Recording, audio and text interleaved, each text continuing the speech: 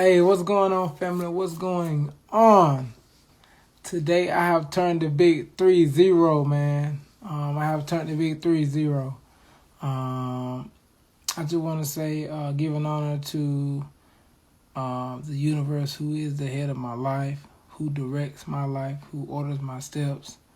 I do make all my choices, but I do honor the universe for all the energy that it sends me, positive and even the negative. Because if you don't have the negative, there will be no room. There will be no room to make space for the positive. So you got to have the negative and the positive for you to have effective growth in your life. If you think that you're gonna go through your life and not have no trials and no tribulations, and then I'm sorry for you. But with that being said, I'm elated today.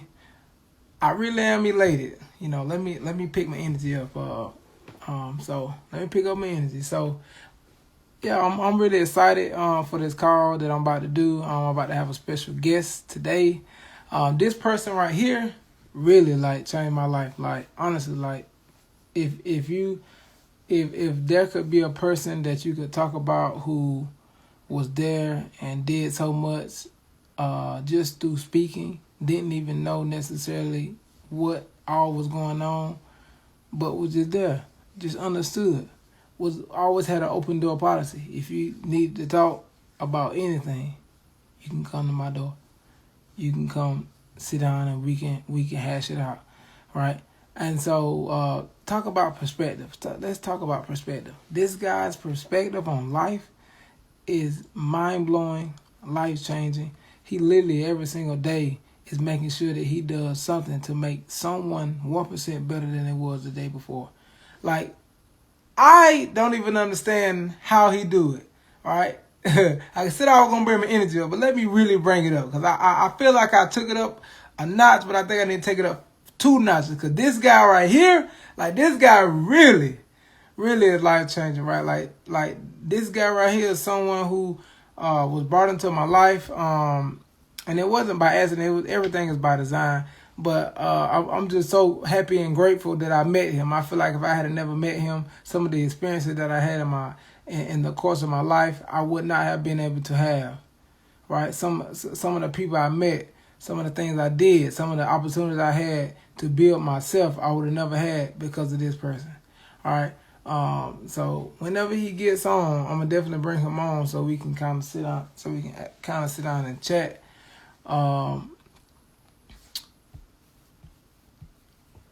But yeah, outside of that, man, honestly, y'all, I'm 30. I've been reflective over my life today. I've really been happy. I haven't been allowing anything to really get me down. But sometimes, you know, old habits die hard, they say. So, you know, I allowed my energy to go down a little bit, but I'm back. I'm getting my energy back the way it needs to be. All right. Bad energy is really just a bad mentality. But that's a conversation for another day. Yeah, my filler word is if y'all haven't noticed yet. It's my birthday, so let me say Let me it out. Matter of fact, my next couple of sentences is gonna be and my filler in Michael Johnson. Oh man. Oh man. I hope that y'all can actually find some joy in this watching my live. This is my gift to myself to actually get on, talk to y'all, maybe add a little value. You know, whatever is necessary to help you to get to the next level. Genuinely, this information is not being given to push any kind of ulterior. This is almost like a bloopers video, y'all. For real, I can't make this stuff up. Sometimes words make me trip. Ulterior motive. Ulterior motive. You got something you gotta practice. Hey man, it's 30. All right, I figured out that I ain't got it right. I've been living 30 years and I still ain't got it right. So guess what I gotta do? I gotta practice. I got to practice. Look who I'm repping today, y'all. Look who I'm repping. You should be excited just because of that. All right, like if you're not excited at this point of this live, like you need to be excited. Like if you're not excited, you need to find a way to get excited. Right? You got to find a way to take your energy from the bottom all the way to the top. Right? And I got that from my guy Eric Thomas. He said, "Bring it from the coming from the bottom, taking it to the top." Thank God it's Monday, right? So that was just that energy that he was giving off, right? That was just the ability that he had to affect people's lives in such a powerful way. So literally, it's too easy, man. Like this is not nothing that I'm trying to like be for it to be recorded or anything like that.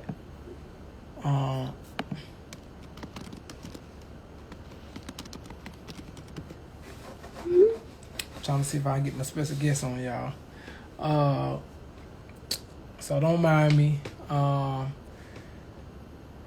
have gotten a lot of gifts, man. Thank y'all. I just want to say thank y'all. If I don't respond in a timely fashion, what's going on, Naya?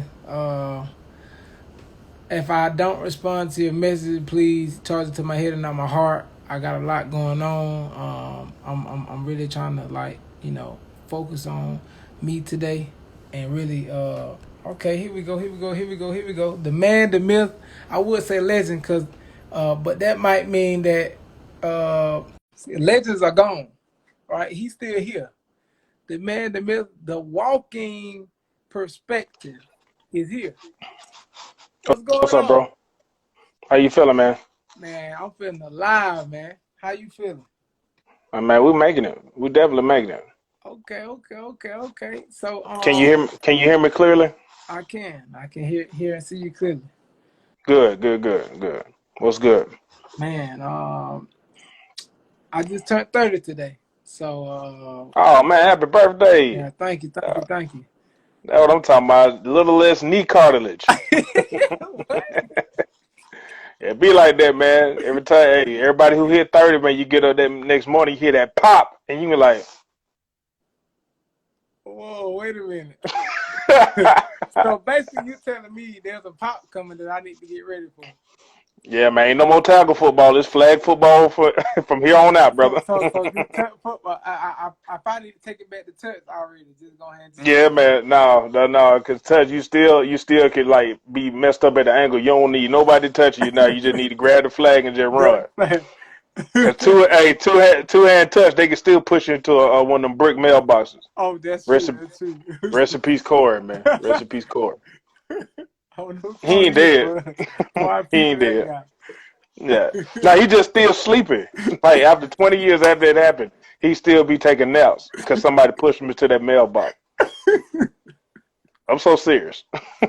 He like every time we be party, man, like I gotta go. Like what happened? He like y'all know what happened. I'm like okay. That was up, man. That's not funny, man. Yep, he was all shoulders and back on that. You know how you when you hit something on your shoulders and your back head and you do that slow slide to the ground. That's literally your soul trying to grab onto whatever hit your body, so you won't fall fast. Like so serious. No, man, what's up, man? No, man. I just appreciate you for being you, man. You gonna automatically be you regardless of what's going on, and it's like. Sometimes people like, hey man, I need you to do this on the call. Like, it was just like, listen, this is what I got planned. I ain't got no plan. We just gonna go with the flow. And literally, it's almost like I feel like I'm at a show. Like, as soon as you are. The funny part is you are the plan. The plan was successful as soon as you were born. That's what you got to understand. Talk about it. Thank you, Naya, for telling me happy birthday. But yeah, you was talking about birth. You said man. The plan. This is the thing, man.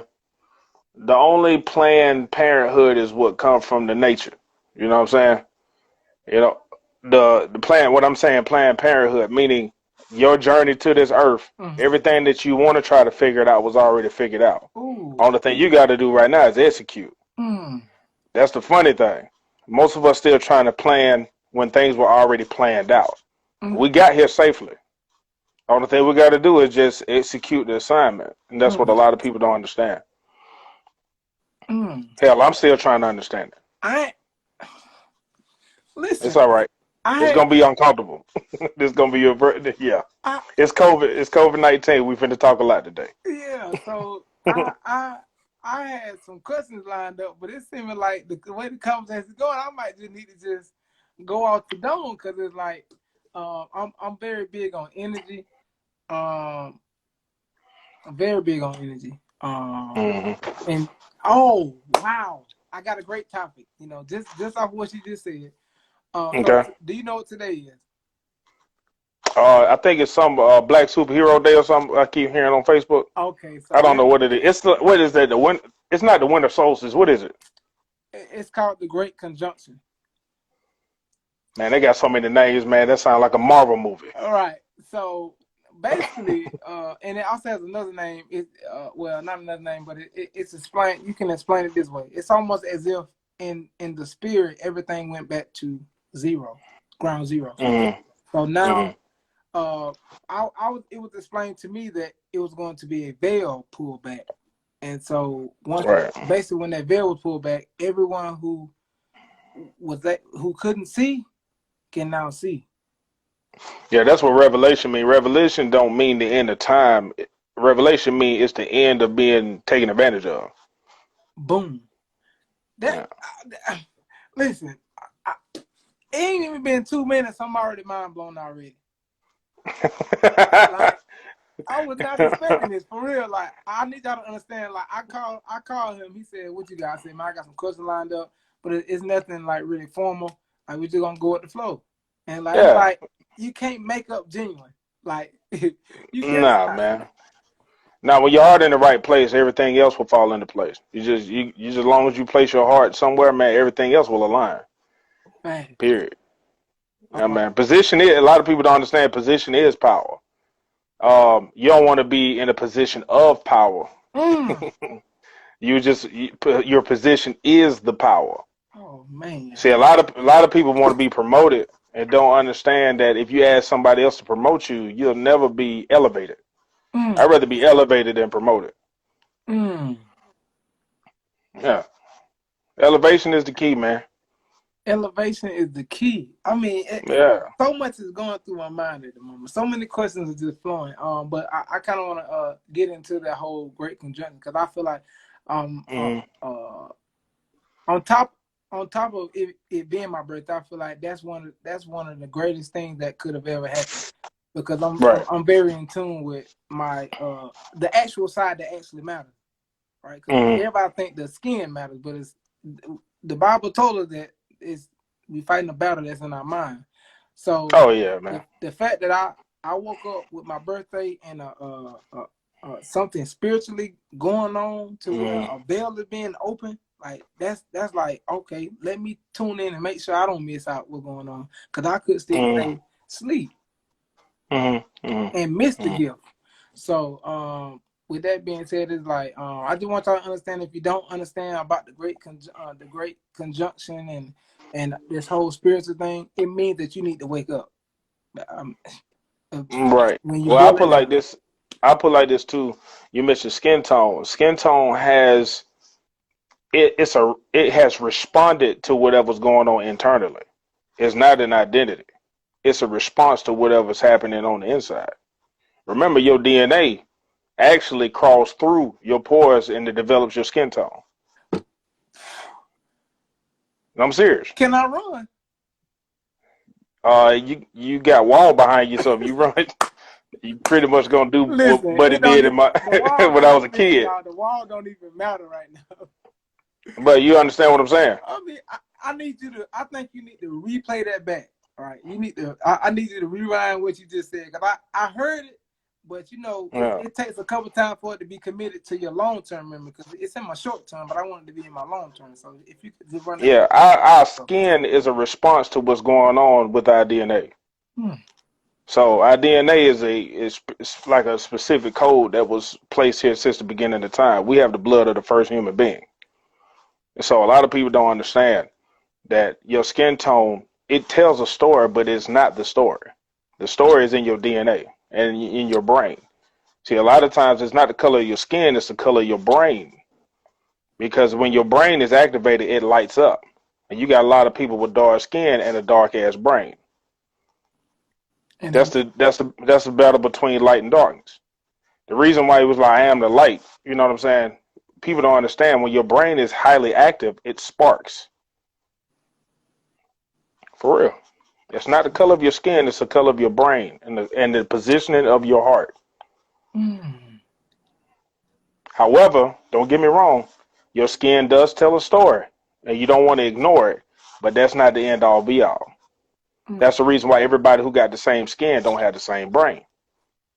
So let me ask you this. Well, let me ask your philosophy on this. Do you think that our skin tone could be a response to some type of stress that was given to us so long ago, and it kept getting pushed back out every single time someone else came into existence because they got You said some type of what? some type of stress added added to that DNA that made it. Oh, stress. Well, no. Well, I put it like this. Remember, you can tell a tree based off the fruit it bears, right? All right, check this. No, check this out. Yeah. Our skin tone is earth tone. It ain't black. Our mother is earth. That's the reason why we change. We have different skin tones. Like when you see the fall, all of them the same color, but the weather change, color starts adapting to what's going on, right? So you got a lot of us. We're different shades and tones. We're the same people. However, if you only believe that only the green leaves are leaves, you're going to miss the whole point of nature. So I'm going to give you an example. Like I said before, your skin does tell a part of the story, but it's not the entire story.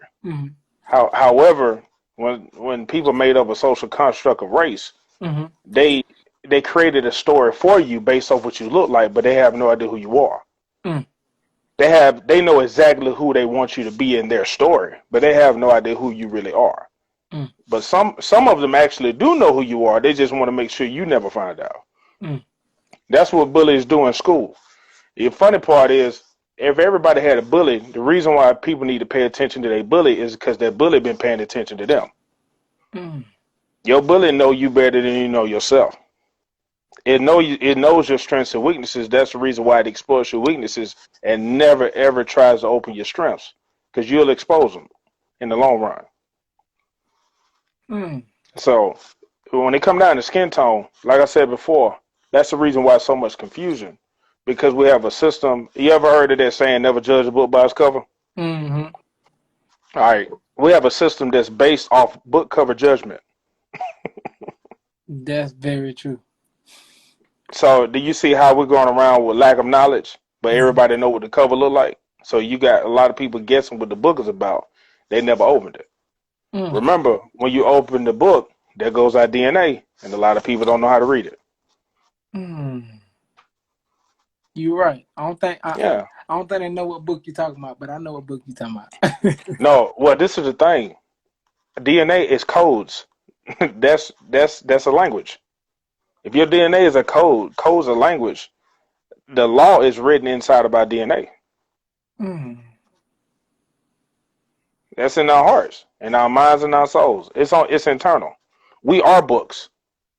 When they say don't judge a book by a cover, they're literally talking about human beings. Bro, why am I having this epiphany right now? Like, you probably drunk. You probably drunk a little bit. Talk about we are health, and then it went left. We are having a cool conversation. Oh, more definitely. This what a regular conversation is. This better than what I could have ever dreamed of. This conversation we're having now. What I wrote down, cool. I ain't even looked at my notes yet. Like, this conversation. We'll make sure you go through them, because I don't want you, because you wrote them down for a reason. I'm not dodging the questions that you have. I'm just responding to whatever you put in front of me. That's all I'm doing. Hey, all I can say is shout out to you. You are like a energy magnet that just shoots off so much energy. I think that people literally have to sit down and like you're great at giving loaded questions. Mm-hmm. And so when you power pack a question, it makes people Mm-hmm. think. And something I learned from Earl Nightingale, I listened to his Mm-hmm. audios, and he said that they asked a great doctor, and he said he thought a moment, and then he said they asked him what's wrong with men, and this was back Mm-hmm. in the early 1900s. He said that you know what, men simply don't think. So Right. when you ask a loaded question, that makes someone has to think past their level of understanding, and they don't Right. really do that. Right. Right. You put like this: we have an education system, but we don't have an education experience.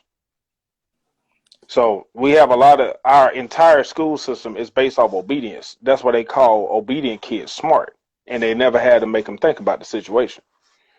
Remember, this whole system is based off obedience. Facts.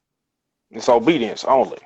So you ever notice that um, they reward and punish based off your obedience in school? Mm, Right. And guess what happened to the critical thinkers in school? You get sent to the office. mm, true. You asking too many questions, right? You're disrupting, right? Facts. You're rude, right? Facts. And when you ask an adult what do they mean, they call it talking back. Let me But pause it, you right there.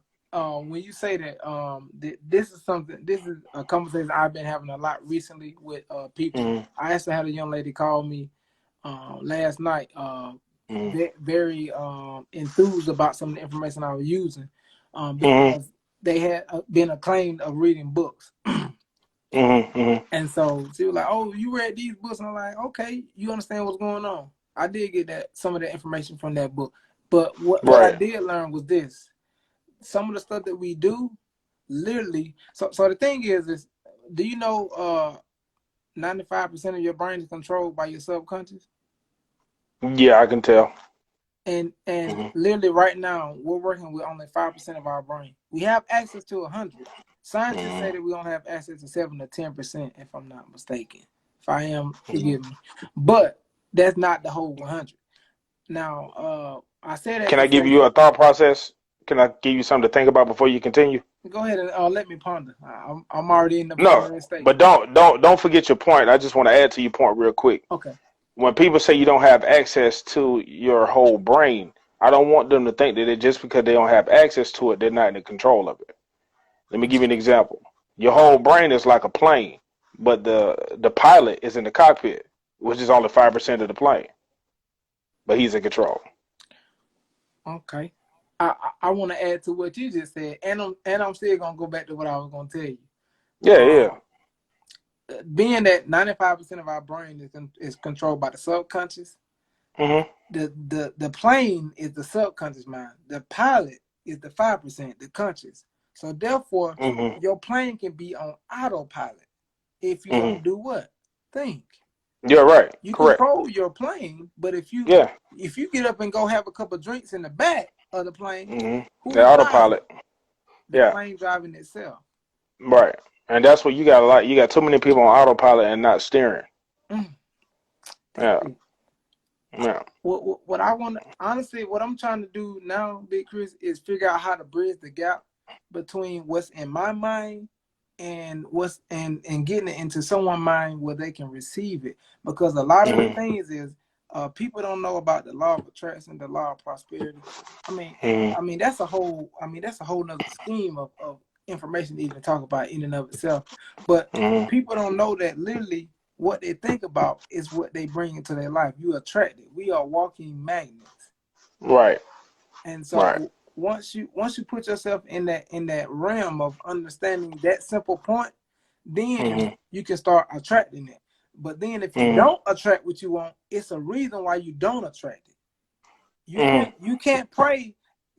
The Bible said, well, one of the books of knowledge said that if you, because a lot of people get offended when you talk about the Bible. So a book of knowledge said that if Mhm. you pray and worry, then you might well don't even pray. So the thing is, Mm-hmm. if you pray and ask the universe for something, then Mm-hmm. you now have to do what? Have faith that it's done. What does faith mean? Well, one of the books of knowledge said, faith without works is dead. Therefore, if you gotta have faith, that means you gotta put in some work. So when you ask for it, you have faith and then you work until you see it come into fruition, which is called Well, manifestation in your life. what a lot of people don't understand is your strongest prayer is based on action, not you on your knees talking. A Facts. lot of people don't understand that prayers are supposed to be 95% listening. Mm. You know what I mean? It's Mm. almost like this. Your prayer is supposed to be the team meeting Don't worry about it. where the coach is literally giving you the game, the playbook. Okay. We blitzing on third down today. We're gonna do play action a little bit. We're gonna run the ball in the fourth quarter. Okay. The prayer ain't nothing but the coaches meeting. Now, if you talking, no, I'm serious. If you Oh go to no. your coaches meeting, and you do most of the talking, you ain't gonna know none of the playbook. Mm. So a lot of people don't understand praying ain't about talking, it's about receiving the information. Mm. So basically, what you're telling me is, when I've been praying, I've been literally wasting my time because one of the books of knowledge said that the universe speaks in a small, still voice. So if I'm actually thinking, Mm. I don't got time to hear. Well, I give you an example. If you have faith that the Most High that created you know everything about you, why are you even talking? If you got faith that the Most High that created you knows what's best for you, why are you making requests based off your limited knowledge? And they wonder why their prayers are not getting answered. And me too. I'm not blaming and pointing the finger. I What I'm love saying is I was asking for stuff that didn't matter. facts. Well, most of the time, I ain't gonna lie to you, man. Like right now, the way I pray, I crack a joke, then I be quiet for like half a day. My prayers last all day. Mm. You don't get on your knees and make a request. That's fast food restaurant mentality. Some people think you get on the knees and you go through the motion, be thankful. You tell them what you're thankful for, like he don't already know or she don't already know, and then all of a sudden you do all the talking, you get up and act like you know something. Then you go throughout your day based off your limited knowledge based requests and wondering why it ain't working out. Wow. Because your life is not based off the requests you make. Your life is based off the assignment you take. I Not the can't. request, I not the can't. request you make, but the assignment you take. I can't write We that all down. have an assignment. It's recorded, bro. You're But right. You're right. You're right. You're I'm right. like, just chill, man. You're right. Cause I'm here like this. I gotta get this. Yeah, yeah. But I'm not a religious scholar or nothing like that. I'm just a dude that noticed. I've observed Mm-hmm. people. I've seen people play with it, and their lives are in shambles. So I was like, all right, two and two probably make four. Let me see what's missing. So you doing a whole bunch of talking, and nobody listening and reading. When I went to church, it was a number of people talking and singing. When Mm-hmm. nobody reading and listening. I'll put like this, man. If somebody opened a church, man, I will have a silent church. Well, don't nobody come in this, don't nobody do nothing but come in the same room, read, and then they close the book and sit there and just receive all the information they get directly from their source. And then they say, all right, y'all get it? And everybody be like, bet. Then see y'all next Sunday. That, For real. that's real church. I'm of the belief, honestly, me myself personally, that we don't Mm, even need a building. Right now, we're having church, whether it be two or three gathered in the universe's name. mm. There will it be in the midst. So I Well, think think right. about this. What did Christ see in Peter that said, upon this rock I'll build my church? What was that rock? What did Peter do? And now I'm not quizzing you because I don't remember. I remember him saying it. Peter said something that was so profound that he said, "You know what? Upon this rock I build my church." Don't worry about it. It's the power of the internet. Yeah. I just remember seeing it. Remember, I'm not a Bible scholar or something like that, but there's certain things that stuck out to me when I was going to church. You said Peter, right? Mm-hmm. I don't know if there was a book of Peter. I know Christ was talking to Peter. I think Peter was talking about, man, we need to ride up on these people. They tried you for the last time. I ain't having. Well, stop. No, for real. I'm pretty sure Peter in the Bible was from Decatur. I'm pretty sure. I could almost bet money. Bro. I am so serious, bro. Peter had a lot of knee-jerk reactions, and he was ready to go to war, and Jesus was like, not right now. He was like, no, this is a beautiful time to go to war, man. Let me go out here and slice a couple of ears. But no, but check, the reason why I said that is when he was talking about building his church, remember, he called, I don't know if he called Peter the rock, but he was talking about the genuineness of their conversation, the rock. Remember, no, this is the thing. He didn't say, Peter, since you're my rock, I'll be in my church. No, he said, upon this rock. Upon this rock. So now check this out. A lot of people ain't even question what that rock was. Hello. They had a solid conversation that was based off genuine spiritual growth. And he said, based off this cornerstone, this base, what is this? This foundation. Because the foundation is us having honest conversation. It looks like Peter and Christ was having an honest conversation. Oh, wow. It's a huge possibility. Again, people can read it for themselves. But when he said upon this rock, I don't think he was looking at a brick over there like, oh man, that brick over there, I'm going to build my church. Because I don't think Christ went somewhere and was taking rocks and cement and stuff like that and build a synagogue. A lot of people don't understand. The people are the church. The building is the synagogue. So basically, this happened in Matthew, because I'm looking at it now. And basically, Peter was one of the 12 disciples, and it's looking like it's one of those conversations that they, one of those teachings where it was just Jesus and the disciples, and he was teaching them about who God was because they didn't yet understand. So, from what I'm seeing, Peter had said. The verse said, Matthew 16 and 14, it said, they said, some say that thou art John the Baptist, some say Elijah, Jeremiah, or one of the prophets. Right. Then the next verse said, he said unto them, but whom say ye that I am? Then Simon answered and said, thou art the Christ, the Son of the living God. Then that's when he said, and Jesus answered unto him, Blessed art thou, Simon Bar-Jonah, for flesh and blood have not revealed that unto you, but my Father which is in heaven. And I say unto thee that thou art Peter, upon this rock. That's when he changed his name. I will build my church, and the gates of hell shall not prevail against it. Check this out. Remember, that rock he was talking about too, just based off what you just read, was based off critical thinking. Remember, he asked him, who do people say that I am? Then he started naming all this. Huh? You good? I was speaking to the people in the comments. Okay. He asked him, what do people say that I am? Then he said something else. Then he said, what do you say? Then he said something different. That critical thinking is the rock. Your ability to think for yourself. Because Christ was testing him.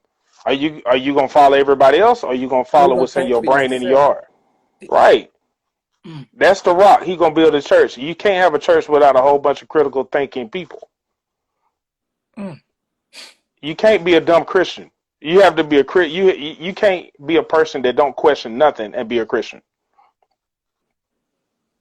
You don't follow the crowd at all. And what everybody else saying, you supposed to be like, I smell no. What I say. Because when Christ asked him, he said, what do you say? You got to, just like what Tracy just said, you got to think for self. That's what he will build in that rock. Because what happens is you got a lot of people. Who was Christ going against? He was going against the dogmatic religious leaders at the time. The people that was bloodsuckers of the poor. Facts. And Yep. what happens is poor doesn't mean that you don't have any money. Poor means that you don't have the critical thinking skills to deter what's dogma and what's true alignment with the Most High. Mm. Oh, I looked up something. And you said not to skip all those questions, so I'm gonna go back to it. This gonna be And easy. again, when people look at this, they're gonna be like, "Man, he got it all wrong." I hope I do got it wrong, Yeah, because I'm not a Bible. I'm not a Bible scholar. yeah. I'm just sharing my thoughts. I can't tell you the truth. I wasn't there. I didn't write it. Mm. I always tell people that. People are like, "You got it wrong." I think we all got it wrong. You didn't write it, so Yeah, so we all wrong, and we we all wrong we too. all wrong. All the thing we can do is share thoughts. If I wasn't there doing Instagram live when that conversation happened, I can only tell you my thoughts based off what we all reading together. That's the only thing I can do. That's it. So I was doing some reading, and like you said, perspective is very key. And as of Right. late, I have been like really focusing on myself and focusing on getting back to myself. Because I realize that's where my true happiness lies. Like nothing else really truly matters except for my true happiness. Not for someone else. So I saw this word. The word is mentality. And I have for some reason lately been looking up words and the meaning of words. Of course, that's the key to understanding that. Right. So I would highly suggest people keep doing that. I truly want to understand, so I truly go look up what stuff really means. Right. So I looked up mentality, but what I did was Okay. what the universe gave me, it was break the word down. All right. So Right. the whole mentality means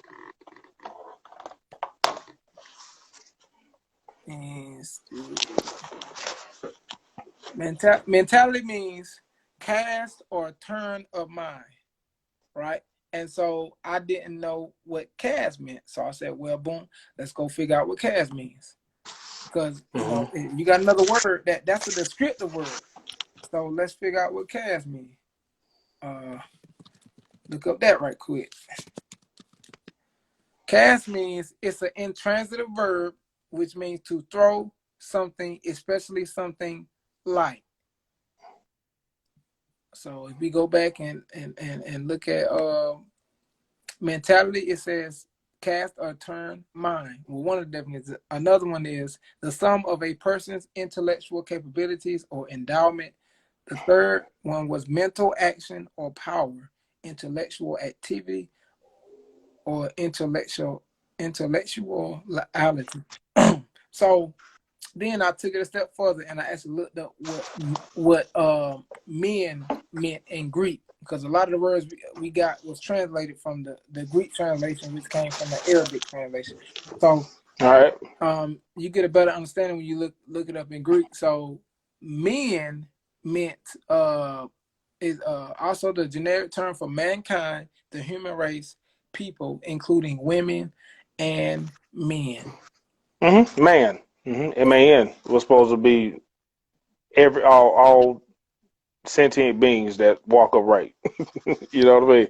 Right. Man. When they talking about let us make man, they were talking about the human beings walking around the planet. Encompass everything. So, Right. so And man is made up of men and women, but man is the species. here we go. Now you're getting into it. All right. So boom. The next part. Tality. What does tality mean? So, let me see what I got. Oh, I spelled it wrong. Hold on. Yeah, give me a second. You gotta bear with me. Talk to my head and not my heart. So it is the combination of every great life experience, one who can witness, felt all at once, the simultaneous awakening of a person's mental, spiritual, family, social, physical state expressed into one word. That's Mentality. mentality. Okay. So the combination of every great life experience one can witness, felt all at once. So all is all in one, and then the simultaneous awakening of a person's mental, spiritual, family, social, and physical state expressed into one word. So we found out that men and man meant men and women, upright walking people, and then you got,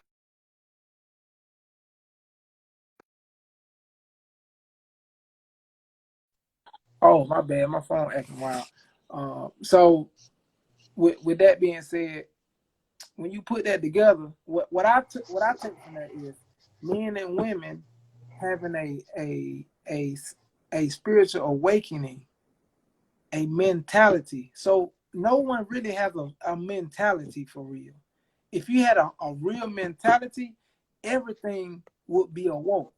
Everything would be aligned with the universe. So we don't have a mentality yet. We're working towards one, but we don't yet have one. What's your thoughts on that? I'm trying to make sure I understand what the mentality is, like a conglomerate of all of our lived experiences, our thoughts, our wishes, our senses, all of those different things rolled up into one, and our expression of all of that unity. Is Boom. that what I'm hearing? Boom.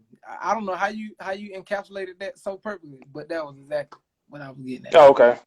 Yeah. Well, I'll put it like this: anything that takes anyone outside of you to be on board, it's a huge possibility that will never happen. Now, I'm not pessimistic, but let me explain what I mean. Okay. And this is no right or wrong answer. Do you think everyone is different? No. All right. Oh, you don't think everyone is different? No. Okay. All right. You think everyone is the same? I do. I know they're the same. In what way? So when you talk about I ain't talking about the social construct of race. I'm oh just no no literally no no talking about. no. When you I'm talking about spirit, mindset, everything. boom. So with that being said, when we talk about the spirit, we all are spirits. At the core of our being, everyone is a spirit. Everything at the core has a what? Atom. Everything is what? Energy. Nothing, energy can neither be created nor destroyed. Everything is energy. So everything is all one. We think we're different. That's the issue. I seen a post, not to cut you off for too long, but I seen a post like 2 days ago that said we only can see 1% of actual reality. There's a whole Wow. nother 99% of reality that we can't even see because this is about how much we can see with our eye, Mm. and the rest of it is we're blinded to. Well, let me ask you a question. Um, you ever heard of "As a man thinketh, so is he"? I have. All right, and then you just get finished saying we think differently. No, I said we think the same. Everybody thinks the same. I'm just being serious. I ain't saying that you're wrong. I want to make sure I understand what you're saying. Are you Okay. telling me that everyone thinks the same? Yeah, I'm not talking about spirits. I ain't talking about the source of energy we come from. Okay. I'm literally talking about, does everybody think the same way? No, Okay. Is it true that as a man thinketh, so is he? Is that true to you? that is true. Okay. Is it safe to ask that if we think differently, we may not be the same? I'm not talking about in every realm. I'm not talking about just the source of energy where our souls come from. Obviously, everyone is not meant to be the exact same people. If that was the case, we would be the same. Hmm. We wouldn't have a whole bunch of conflict. We wouldn't have trials and tribulations. I'm gonna be honest with you, and I'll quote the great big Rube on this, like I do at every interview. Your relationships with other people will test your assignment. Hmm. Your relationship with other people will test your belief in yourself. But like this, how is everybody the same? Well, you should not have any other gods before the God that lives inside of you. Ooh. How is everybody the same then? If you mention in different folks, Hmm. how is everybody the same? But it's so many people in every book that refer to people your enemies and your neighbors. If they were the same, why would they use different words? Mm. The issue is we think we are the same, and we are not. Mm. That's why I don't believe in the marketed unity that a lot of people want to hope for, or the world peace. You can't have peace if you have a whole bunch of things that are unalike. No. I'm okay. I'm okay. Yeah. Um. So you can't have peace. You can have some type of You can have serenity. You can acknowledge the things that you cannot change and cannot control. Mm. But when it comes down to peace, people have to enforce the peace and keep the peace. And how do you keep the peace without putting somebody else in check who ain't like you? Mm. How do you keep the peace without establishing boundaries? If everybody the same, why do you need to establish boundaries? Mm. So we have to, and that's the thing. You're not wrong. I just ain't seen it, and I can't say the same thing that you're saying. That doesn't mean you're wrong though, because whatever you seen, you saw it. I just personally have not seen us being the same people. I done seen too much conflict to think we the same in every aspect of life. Yeah, do we all breathe air? Yeah, we do. Do we take a dump or supposed to take a dump at least once a day? Yeah. Do we produce urine? Do we have teeth? You know what I mean? Yeah. Certain things are the same. But when you start getting down to the elements you can't see, trust me, if we were all the same, we would not have specific DNA. If we were really the same, you wouldn't be able to tell the difference. But in honesty, you see the difference in people every day. Right. So I'm not saying that we're different because we're anybody's good or bad. I'm just saying ain't nobody the same because I put it like this, man. We could be on the same team, but we ain't the same people. You True. know a quarterback from a center. You Yeah. know a linebacker from a wide receiver. Right. They're not the same people. They're on the same team, but they're not the same people. They got different positions and different assignments. Mm. Watch the quarterback go out there and try to be linebacker and see the game won't be ended shortly. The quarterback is much more protected than anybody else on that field. Mm. If anybody else try to play like the quarterback, they get hurt. If they pretend that they got protection, they really don't. Mm. Everybody ain't the same. Everybody's assignment ain't the same. Mm. And that's okay. Everybody, put like this, we're the same in the fact that we were born for a reason. We're the same for that. But I'm going to be honest with you. It take a lot of things to happen for you to be born. It does. It does. It It really take a does. lot of things. A lot of people take for granted how many things have to be in alignment for us to get here safely. So what I learned recently, and some of my research that I've been doing is that Mm, the actual female body, when a man what I guess for lack of better words, ejaculation to a female, the nice body. choice of word. Good choice of word. so so the woman's body sees that those people, when they come in, those men come through the door, they're the enemy. So her body automatically fights enemy. Mm, And so that's why only one makes it in, or two, or three, or whatever the case may be, because her body by design fights that, because mm, it sees it as a foreign agent coming in. mm, And our body is taught is our body was designed to defend against all enemies, all diseases, all sickness. But it can't do that uh, in that particular situation. Now, how you eat and how you treat your body is a whole nother different conversation. But I just want to add that little tidbit. What's going on, Yeah, Chrissy? but well, I put it like this. Yeah, have a really bad defense mechanism. Because I put it like this: you visit your parents, everybody can knock on their door, but your mama only letting you in the house, Hmm. right? So her body may be having something foreign, but it's a reason why that one sperm got in there. Hmm.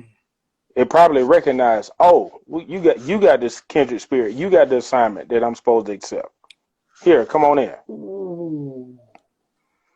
because you got to understand everything is with intent. All right. Everything is with intent. Because That's good. sometimes everybody can knock on the door, but everybody don't get access.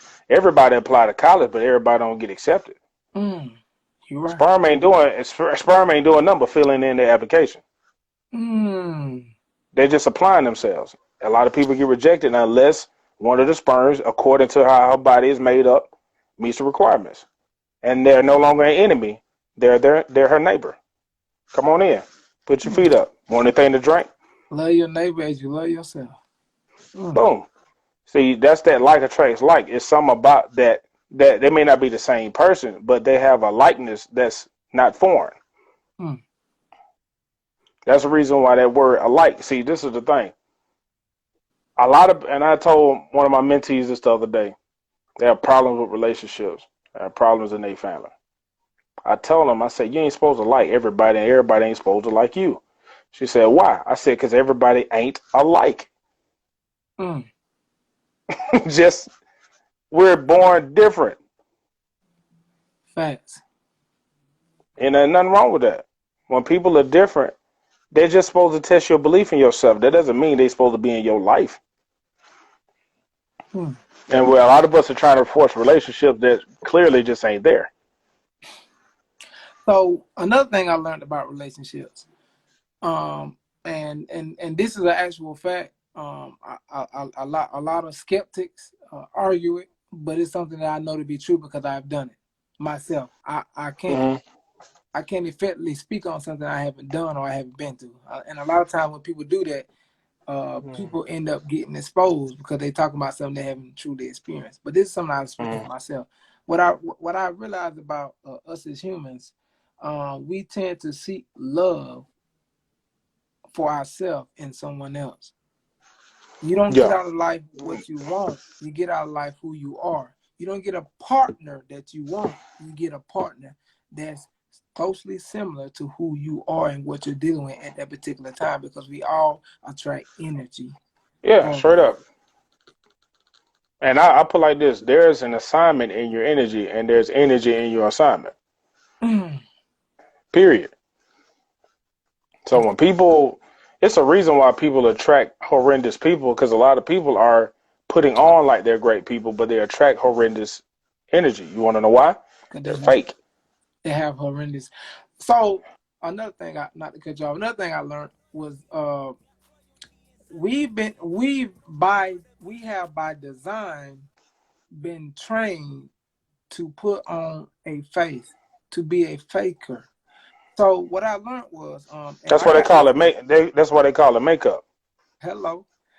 So what happened was we think that when when we got free from being enslaved and they integrated, all right, they didn't free anything.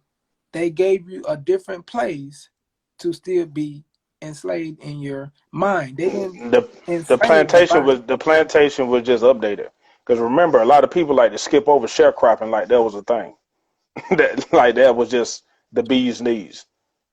Sharecropping, man, a lot of people don't understand it. Like we don't even talk about it because we think, we work the land and get a share of the crops. Sharecropping is slavery under another name. Because put like this, if you were sharecropping, how many people actually were like, you know what, I don't feel like doing this no more. What happened? Exactly. Because I'm gonna be honest with you, you want to know what happened? After slavery, the slave patrol ended up being the police force. Mm. So what happened to any sharecropper that decided he didn't want to sharecrop no more? He already had the Christian blood to say he couldn't even arm himself. Hello. You see what I'm saying? So Yeah, I when see you what you're talk, saying. when a lot of people, slavery was never abolished. It was updated. It transformed. And that's a sad truth. But shout out to the people that's on the call. It is my birthday. Just to kind of go back to that, if y'all don't know, it is my birthday. My mentor, who I've known since 2013 now. Mm. That's a short amount of time, but I told him before you even got on that, I was about to have a special guest that literally has changed my life forever. Mm. And just off of this conversation alone, you have taken my energy from about 50, 60% to 100. Just because when you're a tool and you get around another tool, that tool sharpens you. And so, shout out to you, because I love to be wrong. I love to get out there and say something that don't make no sense and that's wrong, because I need someone to do what? Make me question what I said. You make Well, me think. mistakes ain't nothing but research. That's why a lot of people who always want to be perfect, really don't know nothing other than what other people think about them. So something else I learned. There's no new information in the world at all. We think about 70,000 thoughts in a day. Of course, this came from scientists. We think about 70,000 thoughts. How many of those thoughts do you think we created? Well, put like this: who did those scientists talk to? That's the biggest question. Because if a scientist didn't track your thoughts, you may be thinking more or less. So always put that out there. So when we hear statistics, we always need to ask, who did they ask? Because remember this: be careful putting yourself in the statistics if you weren't a part of the study. That's the issue. That's powerful. What they'll do is study 400 people and then say humans do this. Oh, okay. You understand what I'm saying? I see. That's what I realized when I see statistics. When people, that's the reason why people say you got to be careful becoming the statistic. Because if you don't question the statistic will become your identity if you ain't careful. Wow. You know what I'm saying? I'm gonna give you an example. Like when I was growing up, there were like 1 out of 4 black boys would be dead or in jail, right? A lot of people didn't understand. I like, they didn't ask the 10 of us standing there. Yeah, they ain't asking. Right. You understand what I'm saying? Yep. So what happens is if you don't question the statistic, a lot of people end up developing that self-fulfilling prophecy. And ain't nothing wrong with what you were saying. I just want to bring it up. You said a scientist said we think X amount of thoughts during the day. They never met you. They never met you. I like that. And like I said, I and like you said, there's really no wrong statement. There's just perspective. Yeah, you weren't wrong with what you were saying. The doctor wasn't even wrong. It's just if we don't question it, we could take a wrong path. If we don't question, put like this: look at the word question. It starts with the word quest. Every question starts your quest. I'm serious. If life is a journey, you can't have life without questions. That's the reason why when you sit up there and tell a child they ain't not supposed to ask questions, you stopping their progression in life. You're stopping their quest. You literally just came back to a point that I was going to speak on earlier, but I had kind of went off into another avenue. But coming back to that main point was this: when we were enslaved and we was upgraded. If you went in, Big Chris was just telling us how slavery didn't never ended; it was just upgraded. So when it was upgraded, what happened was there was a generational curse. That curse was what? Us being doomed to repeat our past, because what? We didn't talk about what actually happened. And so we literally actually act out the things that we were trained to do as a child. Because what I learned was, you just messed up my whole mindset when it comes to stats. But Stats is tricky. Yeah, stats is tricky because I've seen stats destroy people, and I'm not anti-stat. I'm anti-questioning stats. I mean, I'm anti-not questioning stats. Okay. Like every time you get a stat, yeah, you can do one with a stat. You just need to make sure, all right, who was this study by? Where did they get the people? How did they come up with this conclusion? And what does that have to do with me? You need to at least ask them 4 questions. Yeah, that's it. Who was the dude? How many people was in it? What did they find out? What does that got to do with me? And how that gonna elevate my life? Yeah, what they got to do with me? So, what I was gonna say was, doing some more of my research. What I realized was this: our mind is very powerful. It's probably the most powerful thing on your whole body. It's right above your shoulder. If you never seen it, it's above your shoulder.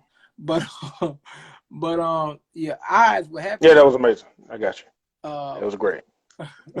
I try, I know you do this for a living, so I try to throw me a little slick one in on the slide.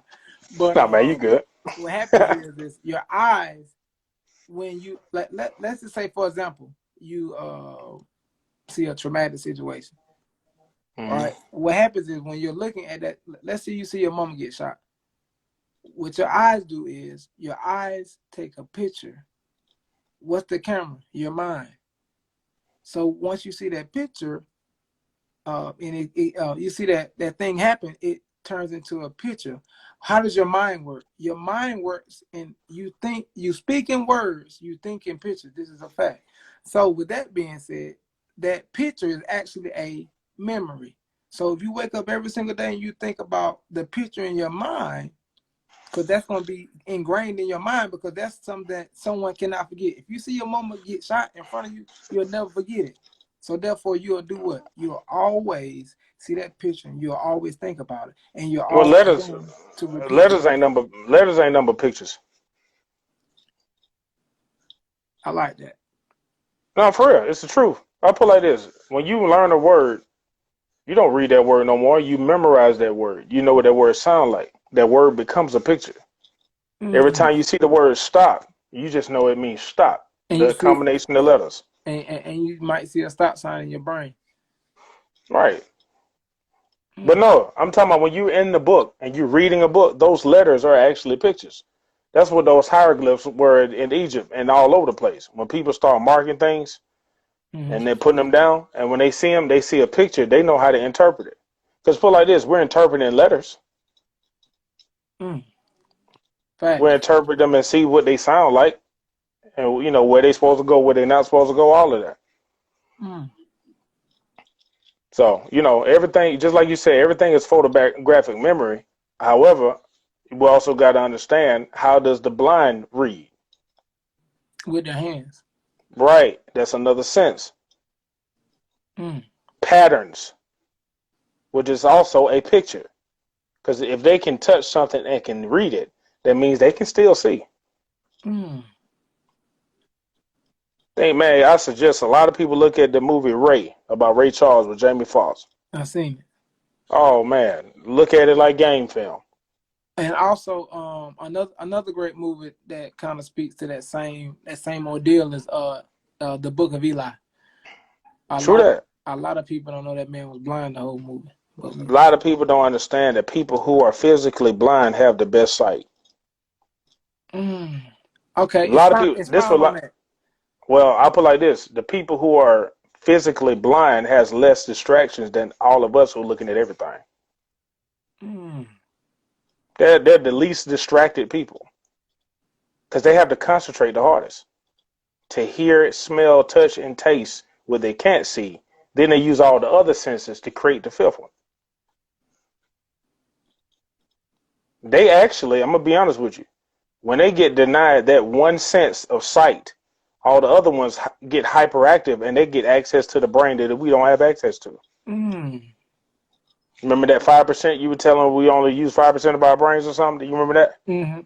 I would beg someone to do a study on people who had a sense taken away from them and see how much they got access to their brain after one of their senses got taken away. That would be that. And then think about this. Who did the study that say we only use 5% of our brain? Who did they ask? Who did they study? They never asked me. They never asked you. Again, when we assume we only use 5% of our brain, what if they only interviewed lazy people who didn't give a damn? We need to start asking better questions about statistics we repeat. We got to be very careful about statistics we repeat. because we don't know who they talk to. Mm.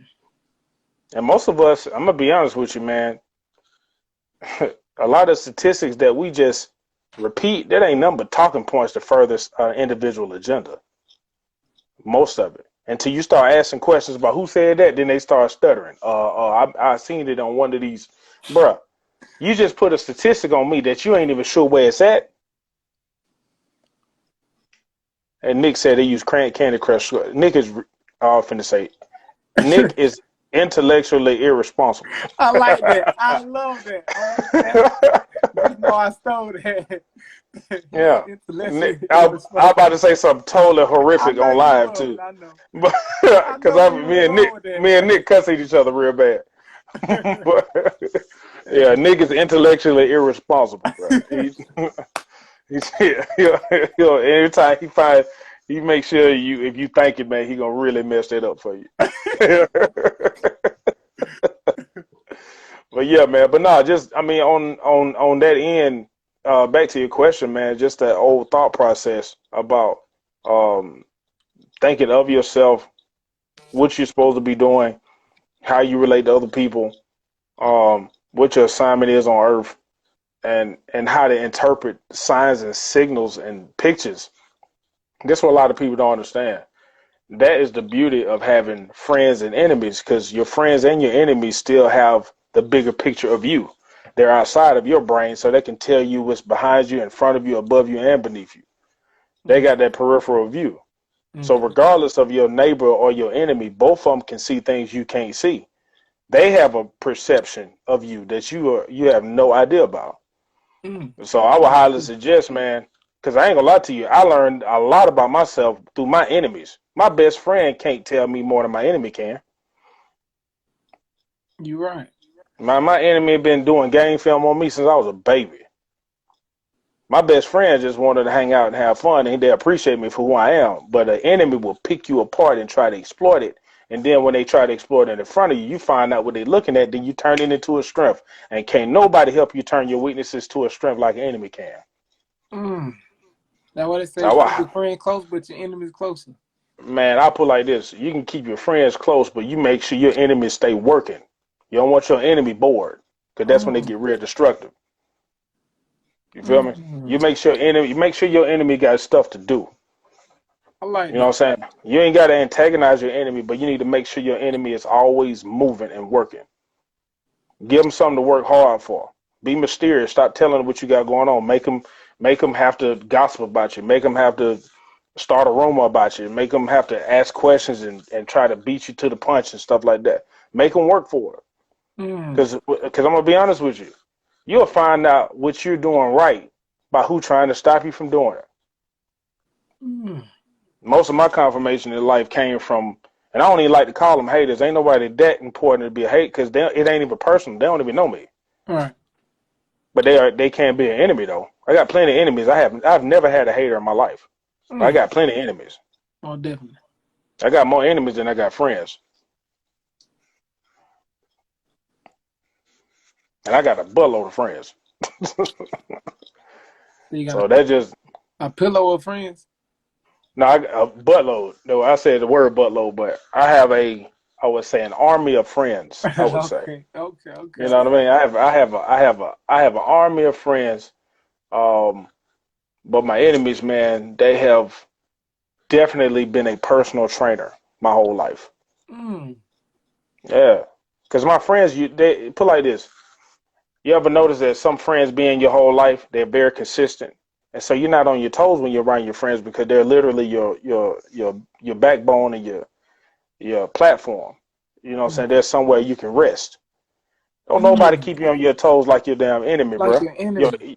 Your enemy is the cause of all your growth. Oh my God, you just gave me the answer to life. Really? Don't Okay, get damn. friends, get enemies. Yeah, no. You ain't got to recruit them. You ain't got to recruit them, because they coming on their own. Only thing, but check this out. Enemies are only people that trade their assignment just to mess with yours. That's all an enemy is. They just stop taking care of their business and try to interrupt your business. And the only thing you got to do is take care of business. And then they'll start imploding and trying to get more stuff at you. You know what I mean? Okay. I got, because I'm put like this: an enemy can give you more confirmation than a friend can. You wanna know why? Your friend is not going to be in your way, giving you a barrier for something they already support. An enemy is going to come at you with their fear and try to stop you. Then you be like, "Why are you trying to stop me from going? That wasn't even my that wasn't even my goal to do that. You were scared of me going. So what's over here? Then you go find out what's over there, and it was where you were supposed to be the whole time. Your Mm. friend couldn't do that. Your enemy just did that. Mm. Because you can't outthink your last thought. Yeah. Now I will put like this: you need to get space from your haters, though. See, enemies ain't always malicious. You know a hater when you tell you don't you dealing with malice. Then I Mm. don't think anybody should be around any hater. You need to get your space and you need to protect yourself at all costs. Mm. I don't even play with haters. That's the reason why I don't even acknowledge them because I don't have any. I got plenty of enemies, but I don't have no haters. I don't do nothing to nobody. Mm. I To, make to, sure that's to, how you keep you keep your enemies high and your haters low. okay, I like that. I like that. Mm-hmm. That's definitely some great food for thought. And I kind of want to just circle back around, just to kind of let people know what's going on. Today is my birthday. If you didn't know, woo! I turned the big 30. Yep.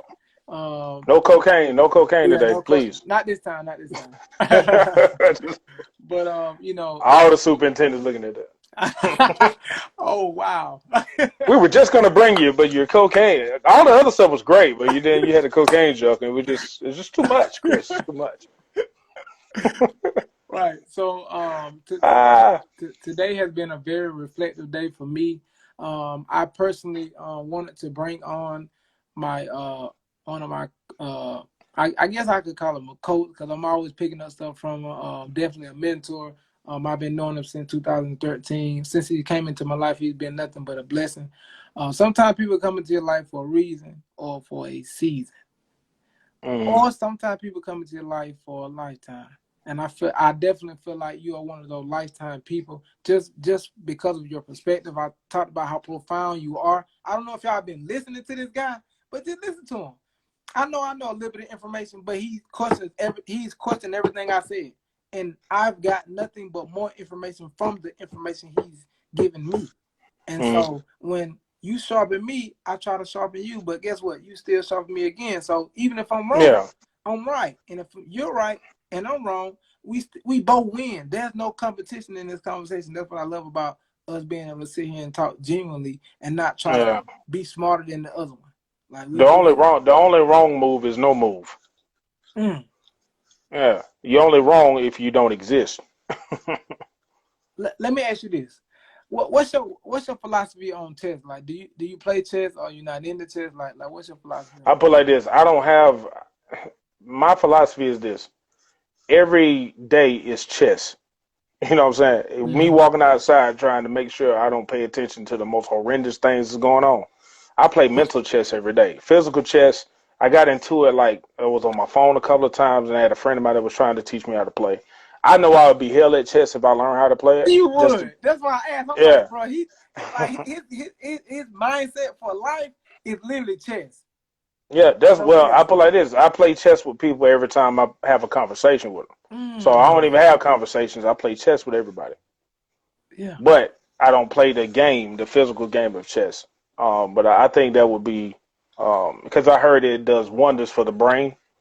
Um, and I definitely need to get into it. So, matter of fact, I'm glad that you brought it up, man. I'm gonna try to reach out to some people to see if they can teach me, man, or just Oh, watch some videos and stuff like that. oh, you definitely talking to somebody who's an advocate for it. That's why I asked. Um, Yeah. if you want to learn, I'm definitely willing to play. I literally taught one of my real good friends. Didn't have Mm-hmm. never played chess ever again before. Just was someone who was open to it and like where I struggle to say the word because I'm against the word because when we compete, somebody got to lose.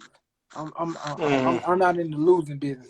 Everybody wins, but we always playing against each other and whatnot, always pushing each other. Mm-hmm. So I was like, hey, let's try chess. And so she was like, I don't even know. I said, okay, boom, these are the pieces, and she learned. And now Mm-hmm. it's sometimes when she might beat me 4 or 5 games in a row. Then I have to show her, listen. You didn't beat me. I beat me. When I Mm. lost, you won. So every time I win, it's because I won.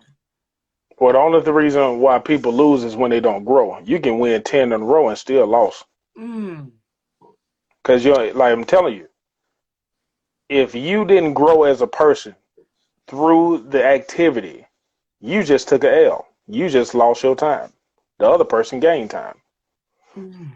So a lot of people don't understand life ain't nothing but learning and frequent experiences. Because if you winning all the time, yeah, winning. I put it like this: winning is celebrated because there's not a lot of learning in winning. Mm. There's not a lot of learning in winning. So That's a reason. That's a reason why people cheat so much because they can't stand learning what happened, learning about their mistakes, learning about their shortcomings. That's the reason why people want to win so much. They want to be perfect because when they find that they ain't perfect, that means they got to go learn something. mm. Learning is hard to a lot of people. Learning is literally a lot of people's um, kryptonite. Remember, Mm. critical thinking is a foreign language, especially in our society. It is. People just want to be blind winners. That's the reason why when I play spades, you can't just go a blind six. Excuse me. And people like, yeah, I can't go a blind six. I said I only mess with people with vision, bro. Oh my God! They were like, Stop! no, I'm serious. Why would you gain by not having to critically think? That's the reason why you have to bid. You have to think about your circumstances. Wow! Why would you go up blind and then get it circumstantially and get to leapfrog everybody who had to think about their hand? I could never play spades ever again the same after what you just said. I'm so serious. No, Everybody who played I'm blind, with you 1,000%. and I'm gonna be honest with you. Everybody who plays blinds, and I ain't knocking them. If it's house rules, it's house rules. But this is what my thought process is. If you play blinds, that means you already know you're not equipped to keep up with people if you tolerate going blind.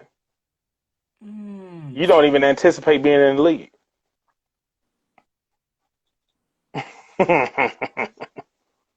Why would you even accept going blind if you never need it? I do. Have you ever seen that mind blown emoji? I feel like my head like that and me scratching my head Yeah. emoji. Like, But why would you play the game of life blindly?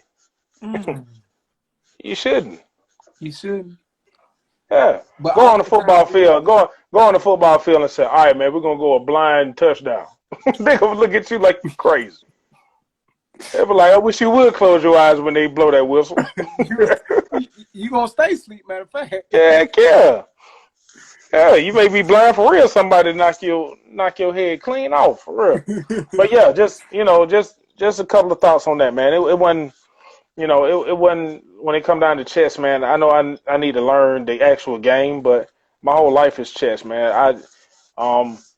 I try not to overthink a lot of different things. Honestly, certain of my life circumstances require overthinking. Okay. They require it. I used to think overthinking was bad until I found out that every millisecond mattered. Every left turn, right turn, every pause mattered. Because a lot of times I went forward when I stayed still. Mm, A lot of people don't understand that. mm, Sometimes you can leap 10 years forward if you know how to stay still. mm. For real, for real. Yeah, you said that. Yeah, it's almost like this. You ever seen somebody don't understand their balance when they're on like an escalator or that conveyor, that belt that go in the airport? Mm-hmm. And they're up there trying to compete with it and doing random stuff and end up losing their footing and they falling all over the place. Right. And then you see somebody who ain't moved an inch and they just gaining ground on them. The whole time. Yeah. And this ain't the tortoise in the hare. I ain't talking about moving slowly. I'm talking about the art of staying still to get forward. A lot of people don't understand that. Hell, I don't understand it totally, but I've seen it enough to know it's real. Mm. That's powerful. Just talking about the art of standing still. I feel like we should charge y'all. Matter of fact, we are gonna charge y'all. Everyone who's watching this live, you are now being charged one comment. If you still on this live and you liking what we're saying, we need you to show us some love. if you're liking the thought provoking words that are being displayed to your ears, then drop a comment. Like, we charging you. If you ain't gonna drop a comment, then just sit and listen. I ain't gonna kick you off. You're a very polite landlord. uh, But but nah, man. I'll put like this, man. Well, first of all, did you get through your? I didn't want to skip over any of your questions you had written down. Did you okay. get through all your questions?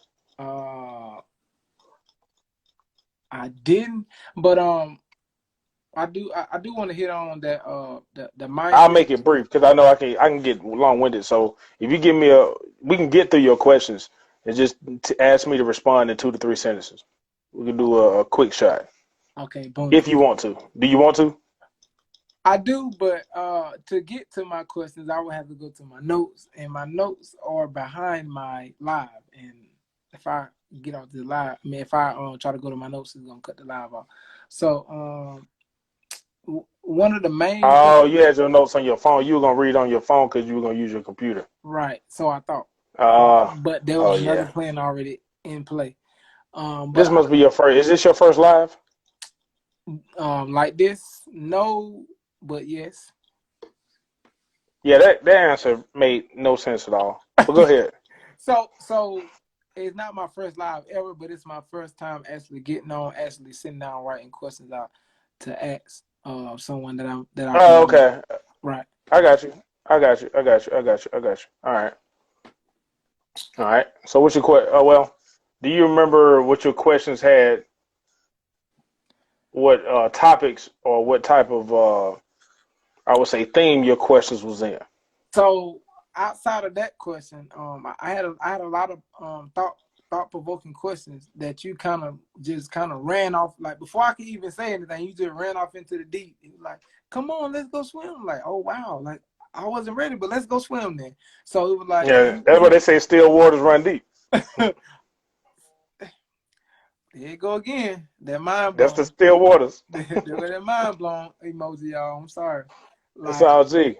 so you kind of hit majority of that, but I wanted to kind of get to the more clinical health side of things, and I wanted to ask you a question. Okay.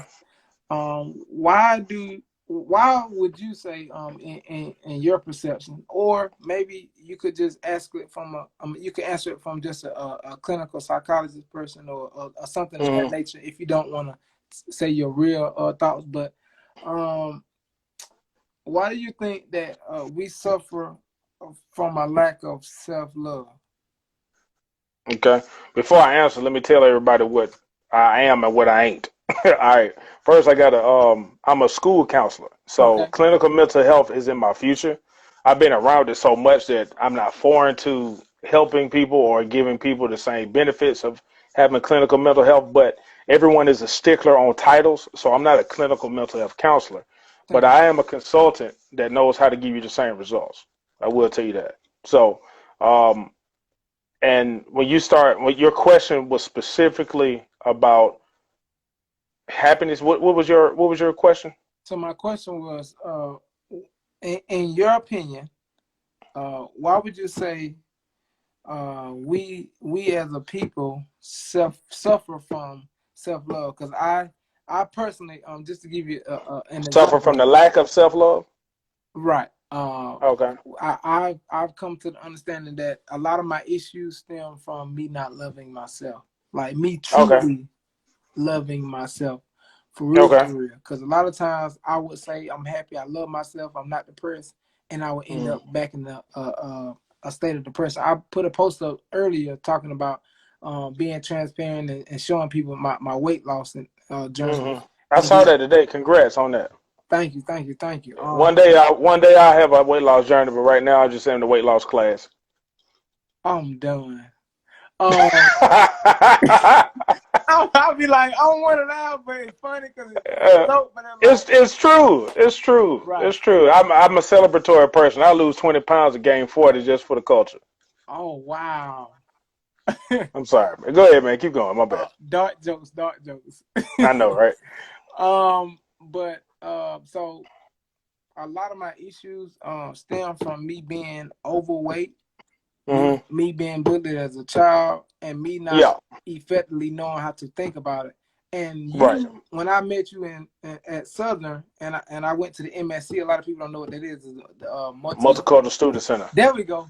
And Also known as BET. hello, because it went down, but for real.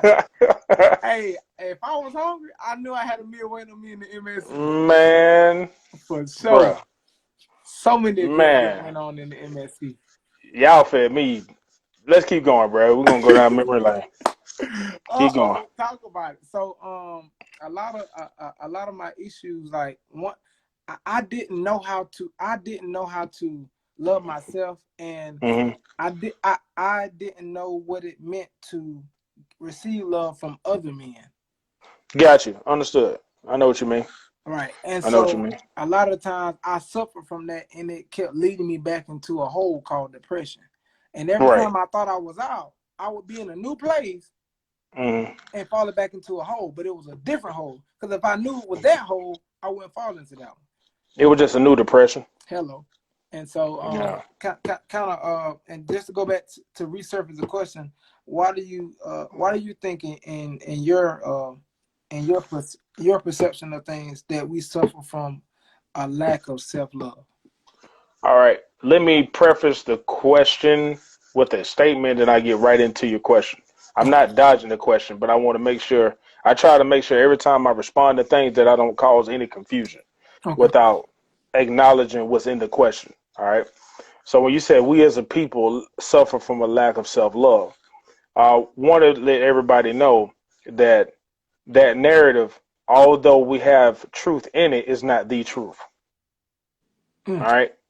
We have our image has been altered to the point where the results of an altered image, we have a skewed sense of our self-image because we don't even own our own image. Mm.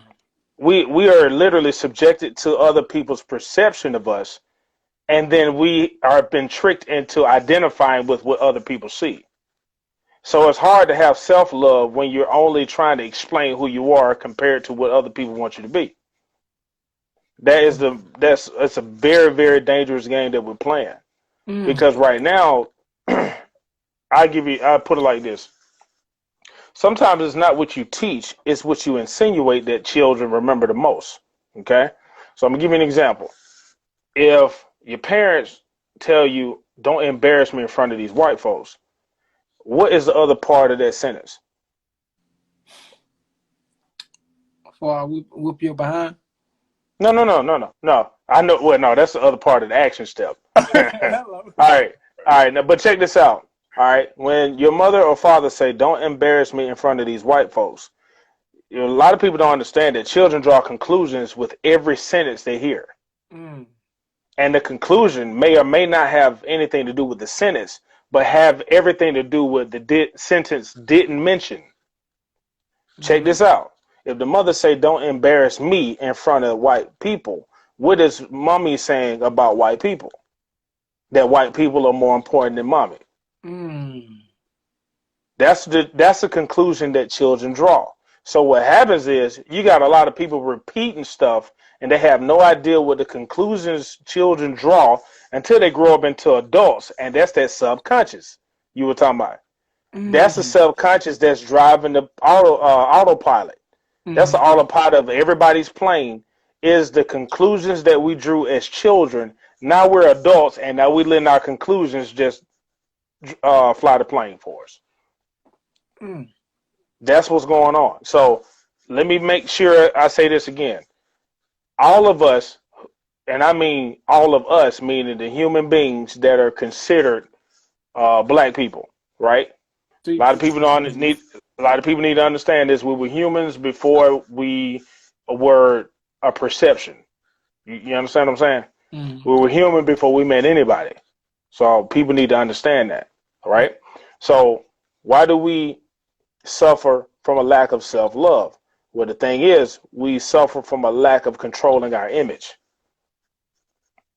We do love ourselves, but we've been distracted, and literally our mindsets and our image and our perception of ourselves have been attacked in so many different ways that the people that love us the most help destroy it out of fear. It's not the lack of self-love, it's the lack of courage. It takes courage to love yourself in a system that's hell bent on you destroying yourself from within. Facts. Yeah.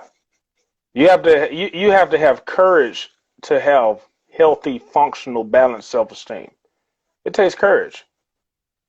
Because you're going to get bullied. Like, put like this, a lot of people don't understand this. Bullying never stops. It just changes labels when you get a certain age.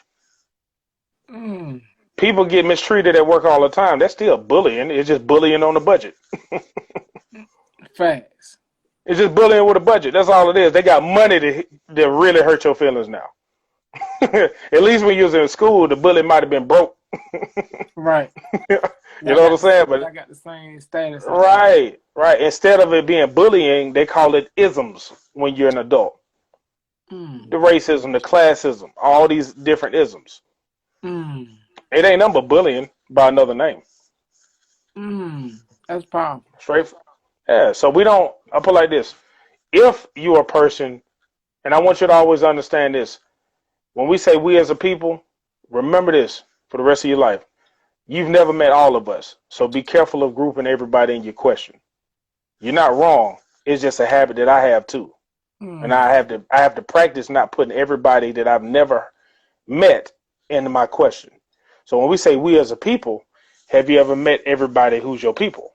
You probably didn't.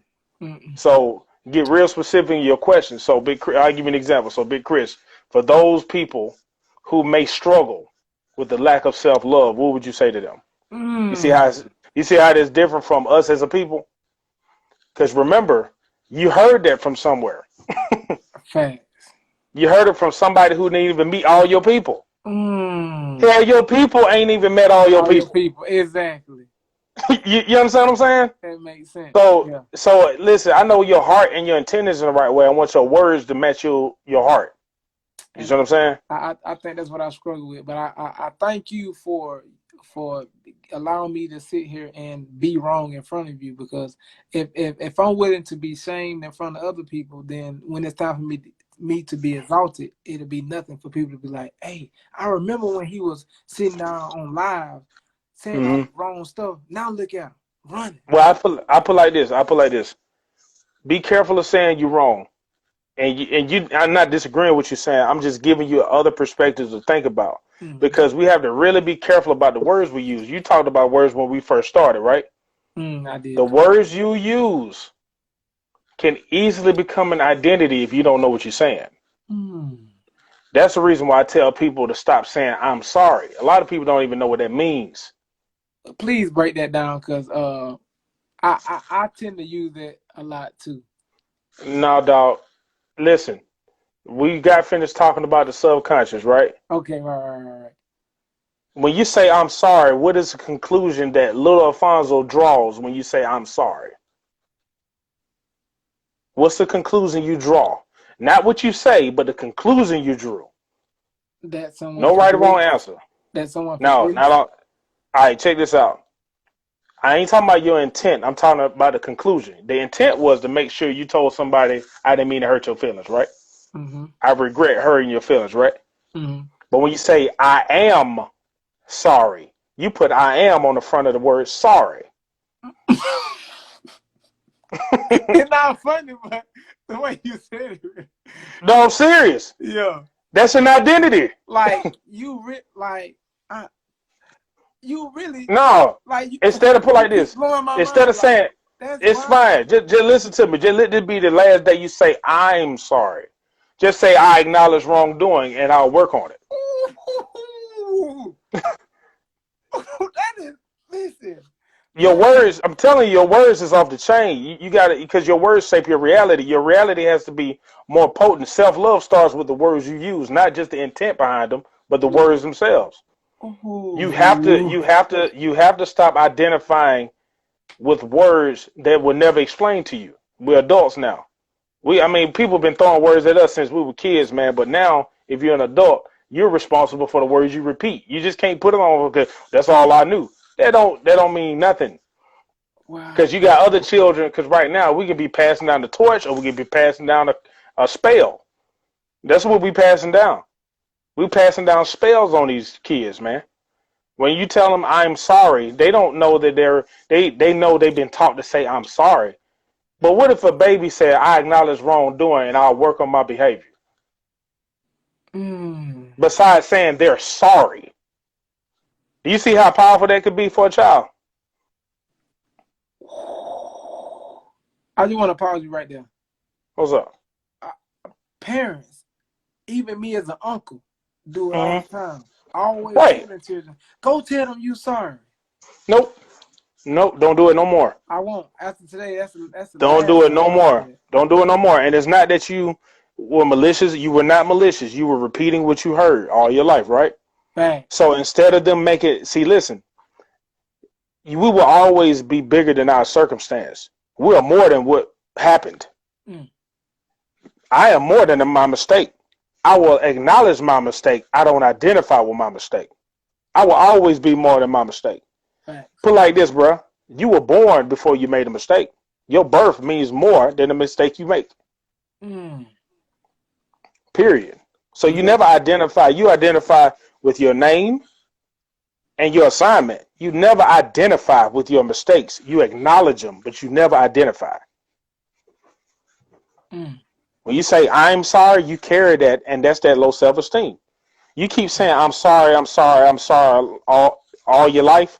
Then when somebody calls you out your name, you don't even know you've been repeating it so long. That's your lyric now. That's your song. So basically, you all you're doing, and I want people to kind of be able to qualify what's happening. What you're doing is you're working on my paradigm, which is my thought process and the way I think. And so mentality. You said it earlier. Mentality. Boom.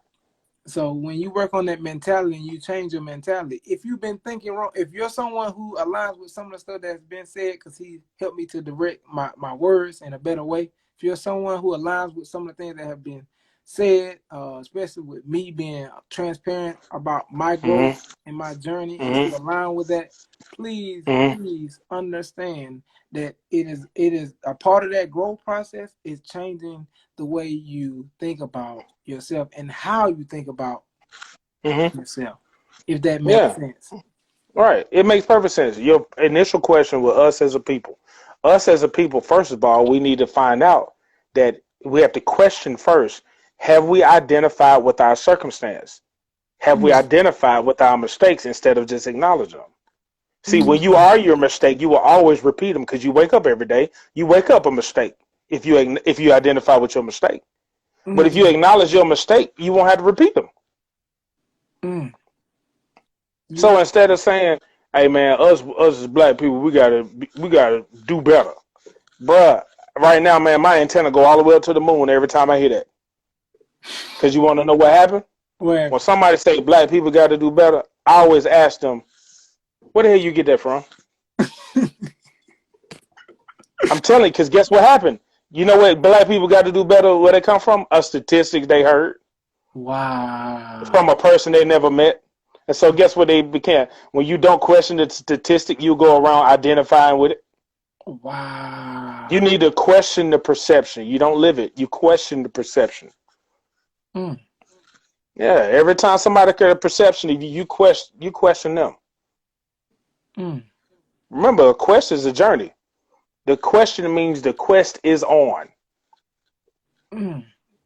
Listen, so one of the most powerful things that I tell people when I'm talking to them is the most powerful thing that you have besides your brain is a question, and you just added so much more power to that word when you see, because like I said earlier, I break words down. It's so wild that I never broke down the word question. Yeah, it's a quest. That's it. That's a question. And put like this. When you tell somebody not to ask questions, you're standing in front of their journey. You're stopping them from progressing in life. Life ain't nothing but a quest. We're here to learn. How you going to learn without asking any questions? That's the reason why if you can't ask questions in school, that ain't school. Mm. That's a boot camp. Hello. You just listen to me, follow everything I tell you to do, and you're gonna be successful. That's a boot camp. Yeah. Yeah. And Nick just put it there. It's the quest is on, but you can also put the quest I'm on. Your question. If it's your question, that's the quest. That's the quest I'm on. Okay. The quest I am on, because just mean I am. Yeah. Remember, and this all came from that one thing. I'm sorry. Wow. Yeah. No, you'll never be sorry. You'll never be sorry. And remember, when you tell people that you regret your wrongdoing, that doesn't mean you have to put them. If you're sorry, that means you just stoop beneath them. Thou shalt not have other gods before the God that live in you. Like when you say I'm sorry, that is an acceptable form of idol worship too. Did you know that? Huh? Yes. When you say I'm sorry, that means you just made the other person God. Oh. No, you're human. You're not sorry. You're human. Oh. That's powerful. I'm serious. Idol worship is put like this, man. Idol worshiping is a socially acceptable form of communication. We'll go around being polite when we're literally building pedestals for people who ain't worth a damn. That's what we're doing. You don't have to make anybody feel better. You're not responsible for anybody else's emotions. You're responsible for acknowledging whatever you did, and then you make sure that you make adjustments. So when people say, you owe me an apology, I said, no, I owe myself an acknowledgement of wrongdoing. I don't owe you an apology. What? Oh, wait a minute. Say it one more time. I think the people in the back didn't hear. No, I had somebody got, I remember I was teaching maybe like 3 or 4 years ago. A young lady got offended in my class because we were talking about something that was true. And she was like, I think you owe me an apology. And I said, prove it. Ooh. And she was like, what? I said, prove it. She was like, well, you offended me. I said, listen, if you're playing defense, you can't help but make me be on the offensive side of the game. Uh-oh. Stop being so defensive, then you won't think I'm playing offense. Ooh. I don't owe you an apology because you're insecure. Ooh. Your insecurity needs to be acknowledged. See, that's the thing you got to understand. That self-love starts with not putting other people's lived experiences over yours. That's idol worship too. Your time on this planet is just as important as everybody else's. I have no other Period. God before me. Wow. You can't do it, man. That goes for your romantic relationships, your family relationships, your professional relationships, political relationships, all of them. Ain't nobody supposed to have a better time on it, and no one else's time on this earth should be more precious than yours. You received your time on this earth, and you put somebody else's time on this earth above yours. That's another acceptable form of idol worship. Period. So I said, man, I serve the people, man. I don't make people feel better. I do a service. I give you the truth, and some of the stuff I say, people can't stand it. Then they want an apology. And I said, no, you get an acknowledgement, but you ain't finna get no apology. That mean I see what's going on. I acknowledge that you're upset. And since you're upset about my presence, I'll take the opportunity to remove myself. That's it. Listen, that's it. You took that defensive nature and created a door that you could walk right out of. Straight, man. Listen, when people are offended, look, put like this, man. If you cook a plate of hot wings and sat it on the table, and somebody came up and took a hot wing and rubbed it on their eyeball, bro, you don't owe them an apology. You don't. They took your food for thought the wrong way. They took it in a way that no, I'm serious. They took your food in a way that it was not intended. So put like this: if I take something you say out of your intent and out of context, why do you owe me an apology if I'm the dumbass? Ooh, that's deep. That's deep. No, it's shallow as hell. It's shallow. What makes it shallow? Deep. No, what I'm saying, that's a shallow way of thinking that somebody owes me an apology Ooh. because I'm offended because I didn't understand what the hell they just said. Ooh. Yeah, when somebody say, put like this, bro, your red flag should go up every time somebody say you owe me an apology. Soon as somebody say you owe that you owe them an apology, owe means debt. What kind of debt are you in? You getting too heavy. You talking heavy. Why are you indebted to them? What do you owe them? Wow. Let's think. You owe me an apology. No, you said, oh, show me the receipt where I ordered something. Wow. I didn't order anything from you. How am I indebted to you if I didn't order anything? Show me my order. Show me my. I don't have any receipt that I purchased anything for you or ordered anything from you. How do I owe you? Well, you made me feel better. Now, you know what's the real question is, what did I do? Because you're going to make me responsible for your emotions. You're not responsible for emotions. That's how you can end up not loving yourself. Being responsible for other people's emotions. That's the reason why we're going around trying to make people like us when that's a violation and that ain't nothing but an acceptable form of idol worship. Trying to make people like you. That is not our job. This live getting saved, y'all. I'm saving this live. So if you're on here and you really feeling the vibes, please drop some flames in the comments. Please drop some flames because this man is really dropping knowledge. Like Man, drop a cat down the flames. Drop a cash app. COVID hit me hard. Hello, hey, you heard him. Hey, bro. I don't have pride like that to be like, you know what? I'm good. No, I ain't. Send me a cash app. Christmas is hidden. Right. Children. I got godchildren, nieces, nephews. Come on, let's get it. I'm messing with you. Go ahead. But yeah, most definitely. Like, please drop some flames in the comments because literally, like, this is information. I always tell people this: money is not money. Money is information. If you heard anything on here, literally, you just made $1 million. He just gave you $1 million worth of game. He could like I don't know if he's an author, but he could definitely, with the information that he got in his brain, become an author easily. My homeboy just got on, man. My homeboy DJ JB, man. Shout out to GSU alumni. The crew is in here. You got to do that. Okay. That's the homie. That's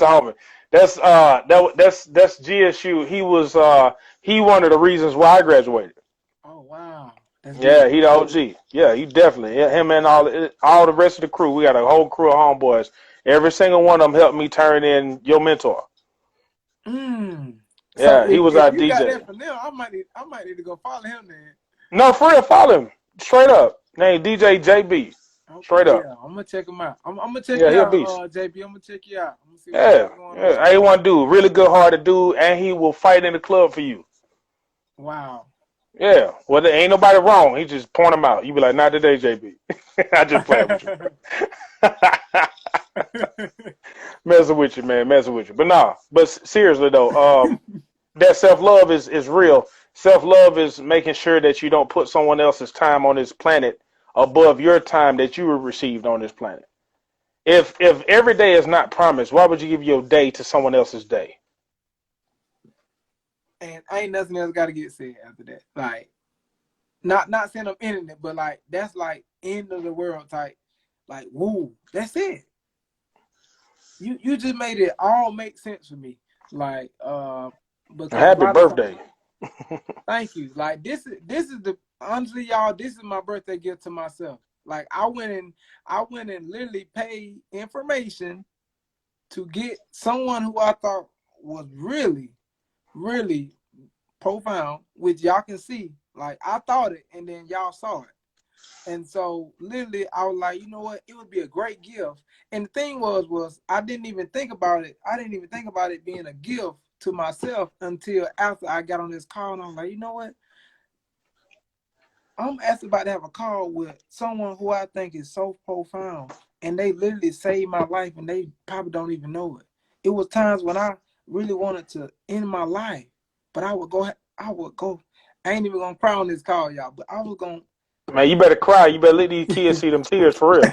If you gonna cry, no, seriously, do it. Yeah. And because it's real. Yeah. I put like this, man. Men cry in two places: inside of jail or outside of jail. You cry above the grave, or you gonna cry under that thing. Tears ain't nothing but a receipt that you still alive, homie. You Mm. better cry. Yeah. Ain't nobody worth not shedding tears, bro. You done seen too much not to shed them tears. Mm. And I respect and accept what you said. Mm. I didn't know I didn't know I had a help in saving your life, but I will tell you this. I will add this. I had a hand in not getting in your way. I didn't save your life. Mm. I made a decision not to get in your way. Mm. But I didn't save your life. You did. Mm. Happy Well, birthday. shout out to one of the most influential people within my most influential people within my arsenal of people that I do call friend, because I don't use friend lightly. I've learned that when you call someone a friend, you can call them today, you can call them 2 months down the road, and y'all are still friends. A real a real friend gonna be there for you when you need them. Straight up. No matter what. But a lot of times I had fell into that mode of making people acquaintances. I mean, making friends that are acquaintances, and giving them titles within my life, and then they not living up to the title that I gave them. And Right. so I no longer give people titles that they didn't deserve, and that I should even open my mouth to even say they had in the first place. But yeah, definitely, like you said, I love how you talk, and I love how you like I was so against being scolded, because I got scolded so much as a child. And so now it's like I've learned to love being scolded, because once you're scolded, you can then now learn from the situation. Because like you said, we don't really too much make mistakes like that, but you can always learn from a mistake. So and remember, when people were scolding, some people were schooling and some people was programming. You got to understand the difference between the two.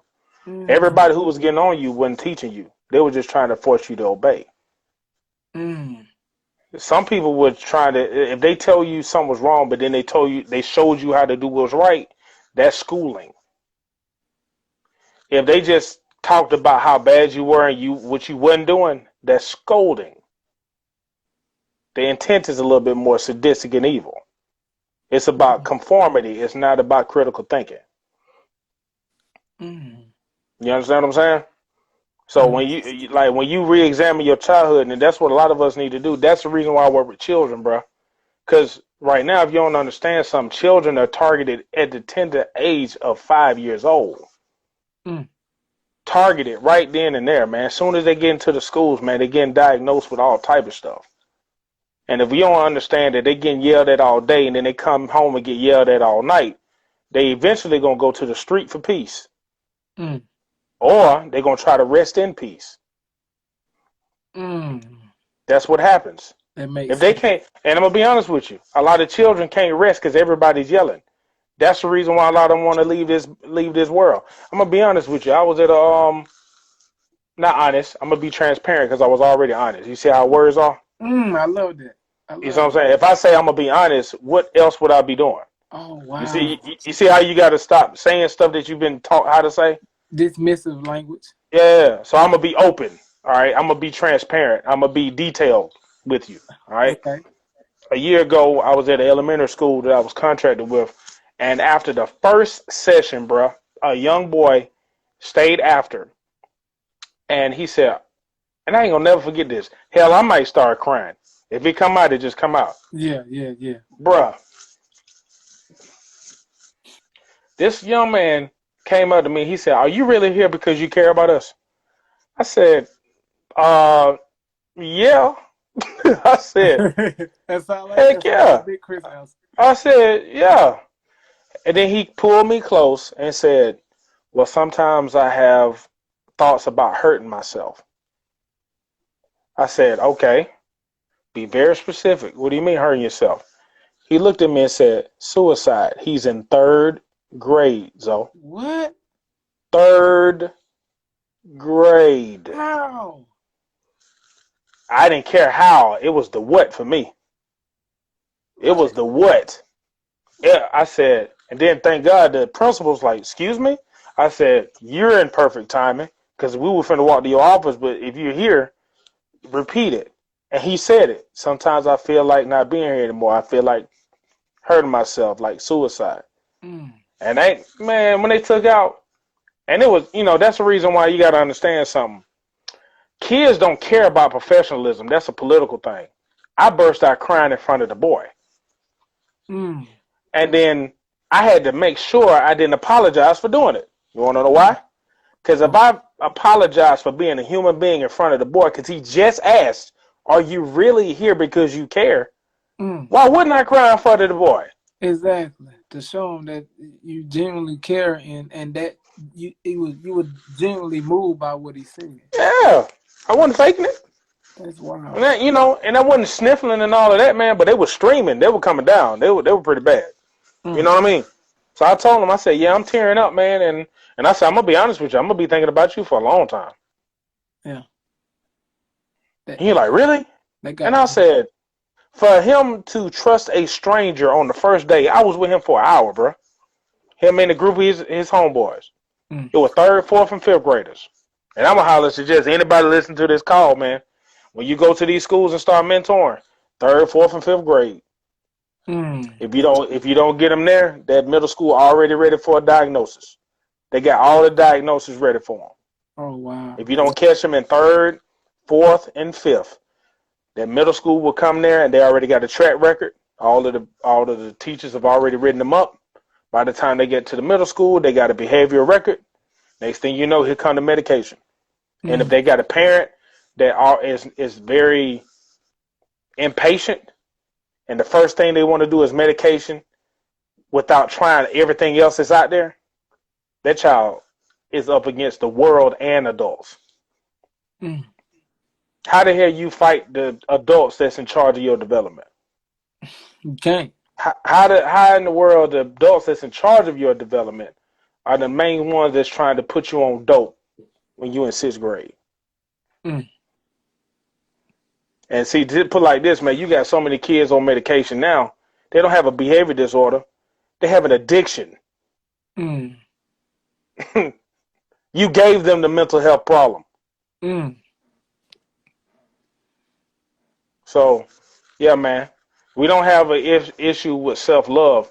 We need to be honest about what's going on. Mm. We need to stop lying and act like, somebody need to love us when clearly that's not their job. Self-respect. Everybody, I put it like this. You can waste a lot of time, a lot of years of your life looking for external love instead of looking and providing internal respect. Mm.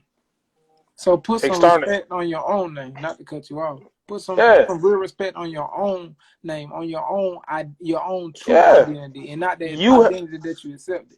Yeah, you have to show the world how to treat you. And if they don't act accordingly, remind them. Mm.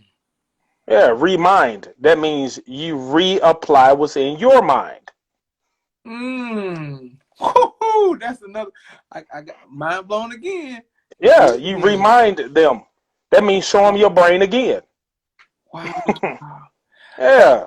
And with that being said, what I heard was when you said that, let me show you what's in my head, because obviously what's in my head ain't in your head, and I need for you to understand. I'm gonna show you again. I'm gonna remind you. Hello, and I just said remind without saying remind. Let me show you. See, yeah. A lot of times people love to tell, but facts tell and stories sell. So let me give you a story that's in my mind, so you can know what's in my mind. I was in a part of a mental health summit 2 weeks ago. By some GSU alum. You remember Jamie from the comedy club? Do you remember Jamie? He used to work in the union. Jamie Williams. He probably was before you got there. It's a possibility he was before you got there. Okay. I do he had a Jamie, though, he had a mental health summit about a couple of weeks ago, and I think it was a young lady asked, "How can I make sure that I don't invest too much time and sacrifice my mental health with the relationships I have. And I just shared with her. I said, look, I don't have a right or wrong answer, but I'm gonna let you know what has kept me out of horrendous circumstances. I told her that I live by this one mindset. Don't dish out anything you can't take. I'm gonna Mm-hmm. repeat it again. Don't dish out anything you can't take. If you can't fight, don't try to fight people. If you can't stand people yelling at you, don't yell at nobody. If you don't like gossip, don't start a gossip. Don't dish out anything you can't take. And what's more important, never take anything you don't dish out. I think the most powerful thing that you said that I really want to kind of emphasize was never take anything you don't dish out. Yes. I think a lot of people can really align with that. Yeah. I do a lot of grouping when it comes to my information, which I Yeah. now will no longer do because that's indicative of trying to put everybody in the same box, and you can't do that. So Right. I'm pretty sure someone who will hear this call will be like, you know what, I can agree with that. I have been I've been negligent in the fact of allowing people to give me stuff that I don't even allow myself to take, but Oh I Lord, no. sit there and take it. Don't do it. Because I'm gonna be honest with you. That's how people um, with good hearts suffer the most. Because And that, good-hearted people think they have to take on things that ain't theirs. I'm gonna be honest with you. Carrying other people's baggage is still stolen property. mm, Good-hearted people think they have to hold other people's bags. you're right. We do They because I'm they one of really those think, people. Let me raise my hand. I'm one of them and I'm people. gonna tell you why. I'm gonna tell you why. Somebody has convinced you that you're in debt, Mm, that you owe other people to hold their bags when you don't. mm, So I'm gonna be honest with you. The self-love and self-respect increases when the debt decreases or it gets eliminated.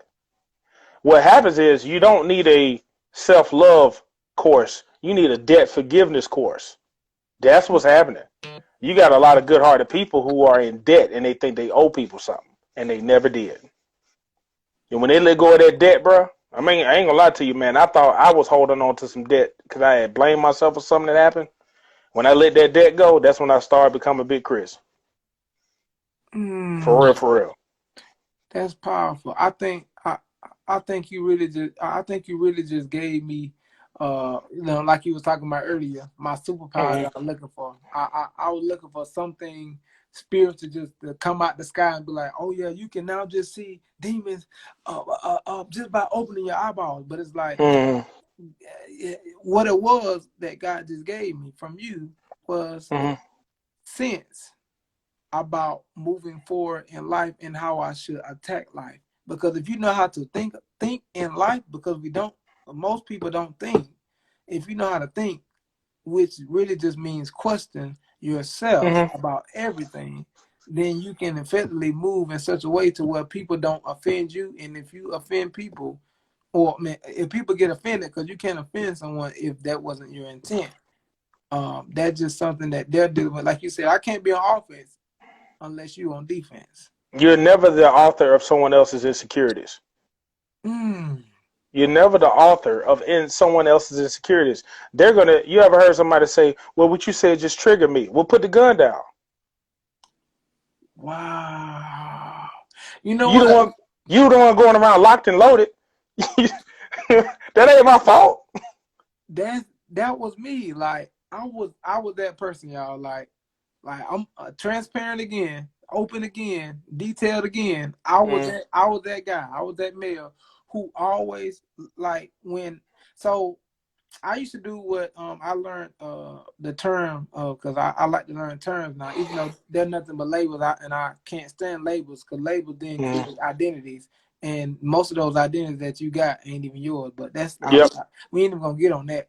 So so victim blaming, which means Mm, pointing the finger at somebody else, but really the issue is you. I walked around with my little gun because I wanted all the women to like me because they liked all the other little boys, but they didn't like me. They didn't pay me no attention. So I used that as a gun to now point the gun at them and say, "Hey, listen, you should like me. I'm just like them. Why you don't like me?"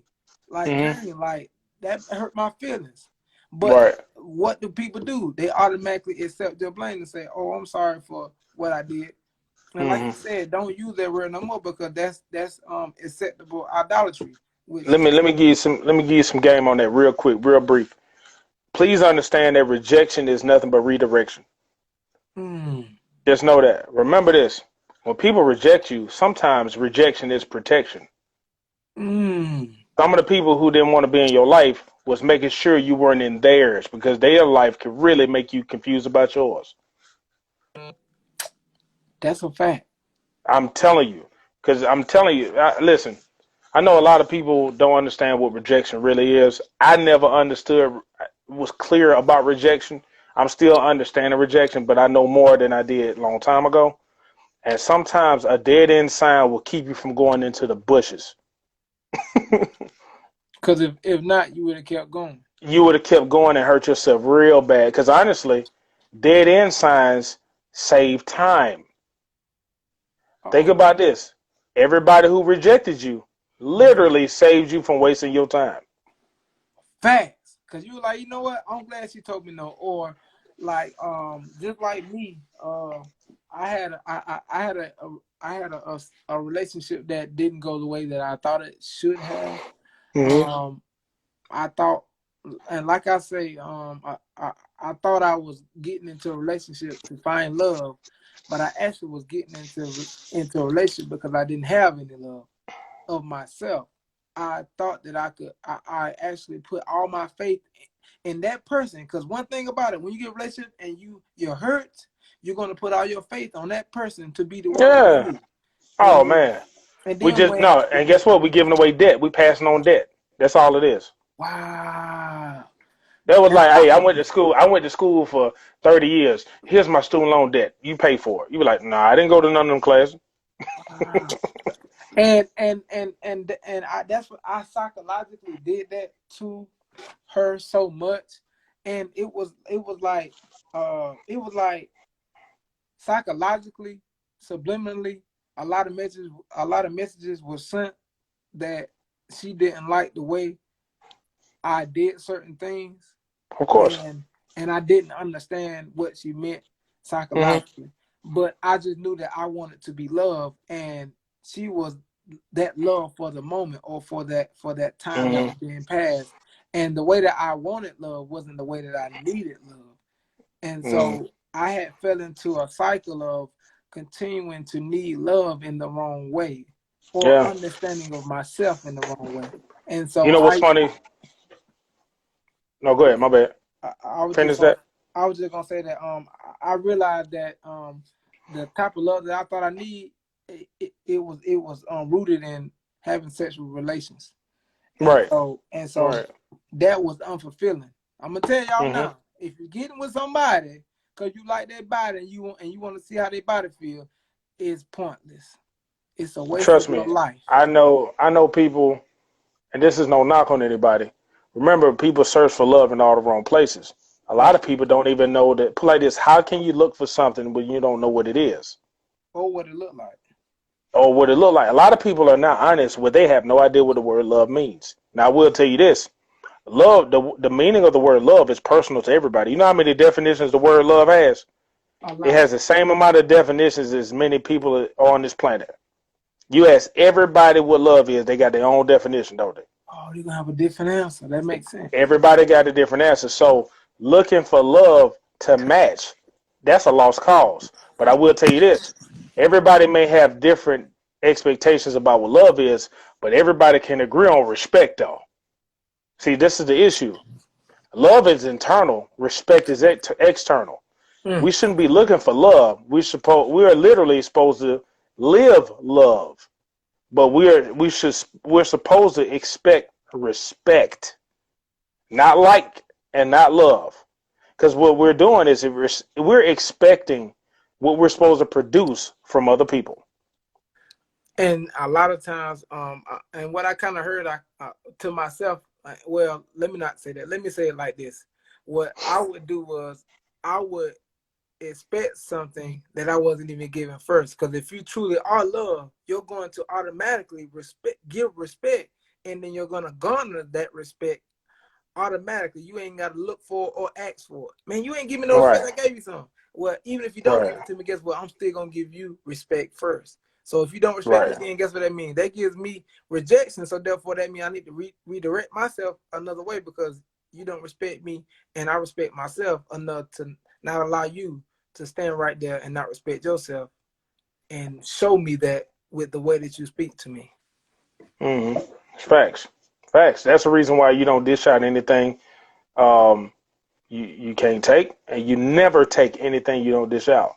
That's good, and I hope all the good-hearted people understand this because you got a lot of good-hearted people been getting yelled at all their life, but they don't yell at anybody, so they just been taking that verbal abuse their entire life. Mm. And what happens is when they explode, it's literally too late. It's like a shaking up Coke bottle. I said put like this: if you are a good-hearted person, you could easily turn into a ticking time bomb if you don't have boundaries. Mm. There's nothing more dangerous than a good-hearted person without boundaries.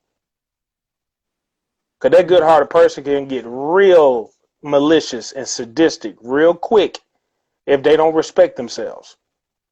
That's very true. Because they can turn into a permanent victim. And ain't nothing worse than a permanent victim that they think the world owed them something. Oh, everybody finna pay. I done seen it too many times. Mm. Yeah, so I tell anytime I see a good-hearted person who just allowed themselves to be abused like that, I don't even talk to the bullies. I talk to the good-hearted person and be like, hey, come here. You better stand up for yourself before you turn into Batman. Like, And then they like gonna laugh because like yeah, they're gonna laugh. They're gonna like, what you mean? I said, you gonna be a lunatic. I said, why you let these people yell at you? so They Batman be like, is no, they don't mean it. I said, it don't matter if they mean it. You internalizing it, and you buying an all-black jumpsuit with little bat ears on it. I oh know you wow, are. I like I that. know you are. What's going on, my boy? Uh, so so basically, kind of going back around again. Today is my birthday. I just turned the big 30, and my gift to myself, right? Because a lot of people don't get themselves gifts, but you deserve a gift to yourself, Yeah. right? And my gift to myself was my longtime friend. Uh, uh, I mean, so many titles. We ain't even gonna No, get just into all that. home. Hey, no, he's homeboy who worked upstairs in the union. That's my favorite title. Okay, I like that. I'm Listen, for real. and I'd rather have that. I love that. I love that title. It ain't even a title. It's just a direction. Buddy who work upstairs. I remember somebody said that. I yeah, said, bruh, that is the best name ever. He was like, I ain't mean nothing by it. I'm like, no, bruh, I'm serious. I ain't even offended. Buddy that work wow, upstairs. Because think about this. When somebody say buddy, that means, you know what I'm saying? That's the term of endearment where I'm from. I'm from the east side. perfect. I'm from, you know what I'm saying? I'm from the east side today. You know what I mean? All right, So you like, buddy them over there, you know, shouting them upstairs. You know what I'm saying? right, right. You know, and I talk with real students. I'm not, well, hello, Mr. No, all titles make people feel like they're entitled. I don't do titles. You know what I mean? Facts. Titles is for access to other resources. Titles ain't for my people. Y'all ain't got to address me as nothing. Wow. You feel me? I'm buddy that said some real stuff that time. I like that's the best thing anybody can tell me. Oh, you buddy that helped me. Oh, you gave me that to go play that map event that time. That's my title. Facts. I like that. I love that, man. That's what I live for. Oh, man, I'm gonna tell you this. My uncle was extremely sick a couple of years ago, Okay. and we were about to put him in the ICU, and the Mm. lady was coming in with hospice care, right? I ain't gonna never forget this. She was sitting there talking, and I'm over there talking to my mom, and trying to comfort the family and everything, and I was asking questions, and the lady just stopped, and she was like, "Are you Christopher Pugh?" And we in sob mode. You know what I'm saying? Not sob Right. mode, not sob, but we were mourning, we were sad, right? Right. And Right. everybody was like, "Please don't tell us you owe her money." Like, you know what I'm saying? That's what my family were doing. I like, Wow. no, no, no. I said what she was like, and I'm talking about we were taking care of business at first, and she was like, I'm sorry for this, but I gotta say this. 5 years ago, I came to a source session and you met my daughter and you sat there and you made sure you took care of my daughter at that source session and she graduated with a 300 GPA. She's doing well. And I'll never forget the talk you gave us that day in your office. Mm. And then when that happened, she said, y'all stay right here for a minute. She helped us get some resources for my uncle that I didn't even know existed. She went above and beyond for that. That was better than any title. She didn't call me Mr. Pugh, Dr. Pugh. She didn't care. Right. She was like, no, your title is you were the dude at SOAR that helped my daughter get acclimated to a university where she knows she wasn't welcome. Hello. Wow. You feel me? I'm telling you, that's what I'm saying. When you live genuinely, bro, when you want to help people, man, that universe thing, man, sometimes that university takes its little time. Sometimes it's 7 to 10 business days or 7 to 10 business years. But sometimes that thing be overnight, bro. Yeah, mine was definitely 7 to 10 years plus. Yeah, man. We ain't gonna talk about it. Yeah. But time don't exist to the person that ain't got no clock. Remember, who you serve he don't clock in and clock out. You serve an omnipresent, omnipotent energy. You know what I'm saying? Whatever created you know everything, bro. There's no such thing as time. Not to who created you. He ain't got to clock in or she ain't got to clock in and out. They ain't got to meet no deadlines. They only meet lifelines. Remember that. I'm gonna give you something for your birthday. You ready for it? I ain't got Stop no operating. No, stop operating off deadlines. Start operating off lifelines. Start things without the pressure of having to finish them for other people. Work off lifelines instead of deadlines. Wow. That changed my life. So I'm gonna give that to you on your birthday. Start working off lifelines instead of deadlines. Because guess what? When you work off a deadline, guess what happens? You worshiping death. What? Hold on now. You working. No, I'm serious. You working around death. If you working around a deadline, you working around death. Because everybody just zoned out, focused on getting that. You under pressure to meet a deadline. Create a lifeline. Start on it when you think about it, instead of working on it just to escape consequences from someone else. That's what a deadline is. Because you're not really living if you're working for someone else's approval. That's what deadlines are. Right. When you create a lifeline, no one else's expectation exists in your lifeline. You just creating life. Facts. Start working off lifelines instead of deadlines. Deadlines are external expectations for other people. Lifelines are internal journeys that you start whenever you feel like it. That's the reason why you got people who always work on deadlines. They don't feel like they're ever living because they always got a deadline to meet. They have no lifelines. So start working. Make sure that you have way more lifelines than you working around deadlines. Do you understand what I'm saying, though? I do. I think I had a deeper level question in my mind that I didn't get around to, but I think the answer that I was looking for, that was it. And I think a lot of times just in conversation, like when you're in the mode of talking and conversing back and forth, because prayer is just a conversation with yourself. And so basically I'm praying right now. Me and you are praying. We're just having a back and forth conversation, and you're enlightening me, and maybe just maybe, me, because I feel like I'm always in student mode. I'm always learning. I'm willing to go look dumb to learn something new. Oh, and I may have already knew that, but I'm willing to be the one to look dumb for everybody else. You're not. Hey, remember, I gotta stop you. It's your birthday, right? Oh, you'll never look dumb. You just look like you're trying to learn something new. You're not looking dumb. Okay. You can't look dumb. Okay. You can't be looking dumb and trying to learn at the same time. It don't match. You see what I'm talking about? It don't match. It don't match. How in the hell you look dumb if you're trying to get smarter? That don't make sense. You're trying to get smarter. You're making mistakes, regardless of what we feel about you. You'll never look dumb. My dude, give gifts to yourself. You already talked about the depression. Depression ain't nothing but debt that you've transferred over to yourself. You don't even know who you owe anymore. So You're just taking on debt. So question. How do you go about not taking on debt from others and I feel like I do it more so now from a spiritual standpoint than I do from an actual physical standpoint, because I'm very weary of the way that I allow people to push me in certain ways. I don't allow people to manipulate me with their words. Right. I'm basically taking my control back of myself. And so now that I know myself, I know how to avoid issues that I ain't got to deal with if I just tell the truth versus leading someone to believe that that's what I do or don't want to do. I'm just going to tell you how I feel in the moment. And that's how I feel. That's how I feel. I got a remedy for you. What's that? Treat that situation like you would at a restaurant. You ever got the wrong check at a restaurant?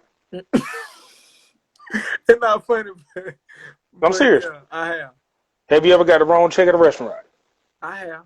And it's way more than what you ordered. Yeah, it was like, ooh, what do you do? This ain't mine. Give it back. All right. Return to sender, right? From now on, if somebody come at you with some shit you didn't order, tell them you didn't order that. Wow.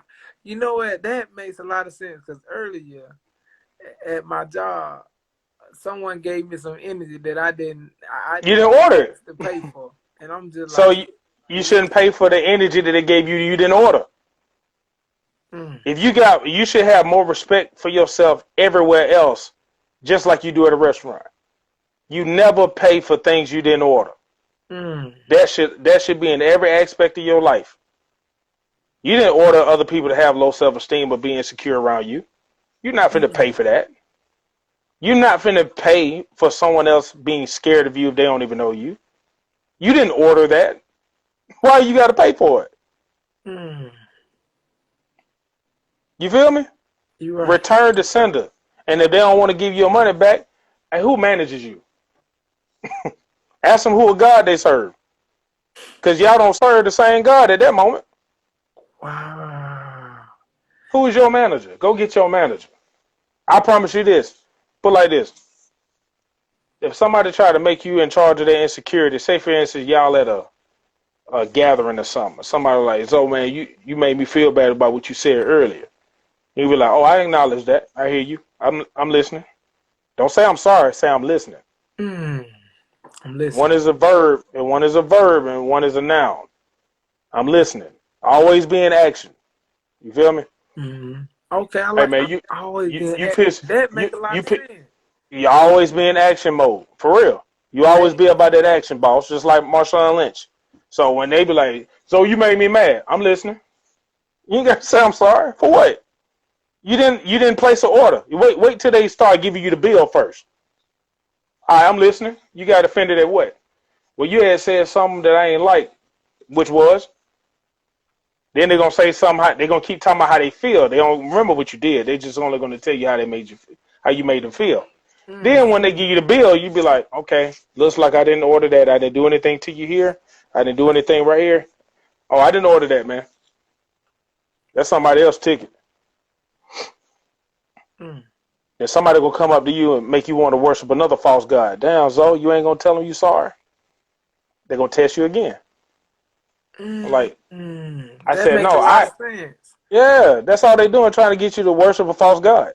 The insecurity god that live in an old boy. Wow. For real, they gonna come up. Why you don't just apologize? You ever notice that people be trying to beg you to apologize for stuff you ain't do? No. Man, just make it right. Make it right. I said, I'm already correct. I ain't got to make nothing right if I'm correct. That's you feel powerful. Me? Okay, so let's just say you're in a situation where blame could be assessed to you. How would you assess that situation? If blame could be assessed to me, if they can blame me for something that I did. All right. So let's think of a scenario. Let's put it tangible so people who listen can understand it, right? Okay. So if I threw a baseball and somebody missed it and I broke someone's window, okay? and clearly my intent was not to break the window. Mm-hmm. All right. Now, you asking me how would I deal with the blame? Mm-hmm. There is no blame if I have acknowledged wrongdoing. I Mm-hmm. acknowledge a mistake. Mm. That's Yeah, powerful. there's no place. There's no place for blame if I am an adult human being that is not scared of disappointing people. See, the issue is we're literally terrified of each other. And I say that loosely because I don't know everybody. When I say we, I'm only talking to people that this applies to. All right? I like how you did People, that too. I like how you no, did. for real. Yeah. People are terrified of pissing people off or not impressing other people. Mm. You shouldn't leave you shouldn't have to impress. Just leave your impression and move on with life. People are going to blame you for stuff that you didn't do your whole life. Your job is not to prove yourself right or prove them wrong. I put it like this.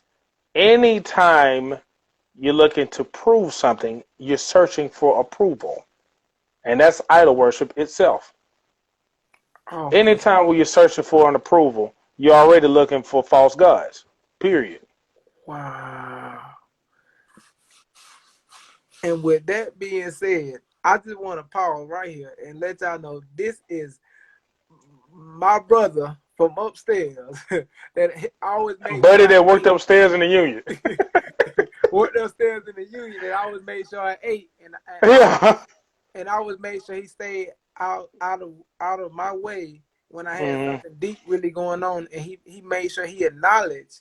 He helped me to acknowledge myself in the emotions that I was feeling, and Mm-hmm. and he didn't always let me come in and beat myself up, because a lot of times I would go talk to people just to beat my. Sometimes we might be feeling some type of way, and we'll call somebody who will listen, so they'll listen Mm-hmm. to you beat yourself up. Yeah. I remember them days. I remember you used to come up there. And I remember, man, I'm gonna tell you something, man. When I used to see y'all come up there, I knew y'all were not victims, y'all were targets. Mm, Y'all were never victims. You'll never be a victim. Victim is an identity. A target is a circumstance. okay, You see what I'm saying? that makes sense. People were scared what you could be, and they didn't mind lying to you about who you were to, throw you off, what I'm saying, off track. So the stuff y'all were dealing with on campus, from not only people who didn't know you, but from even people who said they knew you and were trying to make you doubt yourself. The Fact. only thing y'all wanted was a safe place, bro. A safe haven, and you created that. And shout out to you, honestly, for what you did, how you actually just was a trailblazer for our org. So pretty much he was the advisor for a student African American Brotherhood. That was a part of Mm-hmm. um, a part of my lineage at Georgia Southern. That really was the height of everything I went through. I feel like if I wasn't involved in that org, my Mm-hmm. life probably would have went left faster than what it did. But I had someone to keep me uh, from going too far left and going into destruction. Because honestly, I really was a ticking time bomb. And Mm-hmm. so, if you feel like you're a ticking time bomb, and you can kind of agree with some of the stuff that I'm saying, because a lot of times we dealing with issues that we don't express, we don't acknowledge. If you don't acknowledge it, it's going to stay Mm-hmm. hidden, and if it's hidden, it's going to operate you from the mainframe. This is the Mm-hmm. mainframe. So Straight whatever's in up. your mind that you don't acknowledge is controlling you in some Right. way, shape, or form. So shout out Correct. to you for that, and shout out to you for being able to help us to acknowledge what was going on with our org and why Mm-hmm. it was going away, and helping us to positively in a better way uh, fight back without using aggression. Because a lot of times when we try to Mm-hmm. fight back, it's always through aggression. Right. And I would put like this. Anytime when your humanity is being compromised, you're supposed to fight back with a sense of urgency. See, a lot of people think urgency is aggression. No, it's not. It's urgent when someone's trying to destroy your soul. Y'all were supposed to respond like that. Y'all know that, right? So a lot of the things that y'all were dealing with on that campus like that, and just in world period, it Mm, was affecting you because it was It was literally violating your human experience. Mm. Straight facts. So when y'all used to come in there real pissed off and upset, I used to just say, have a seat, man. Let me go order some food for you real quick. Or we got some refreshments in there. Go in there and get you some juice or something. Or, Indeed. or would I just sit up there and be like, don't go to class, bro. Just sit right there. You know what I mean? Don't go to class. I tell you, professor, that we were doing something because honestly, we was getting work done. Because if you was a ticking time bomb, you weren't the only one. Right. I promise you that. So it's man, it's one of those things where I was so glad that y'all were receptive to different things because I need to be clear about this. I appreciate and I humbly receive what you're Mm-hmm. telling me, but I need y'all to hear something.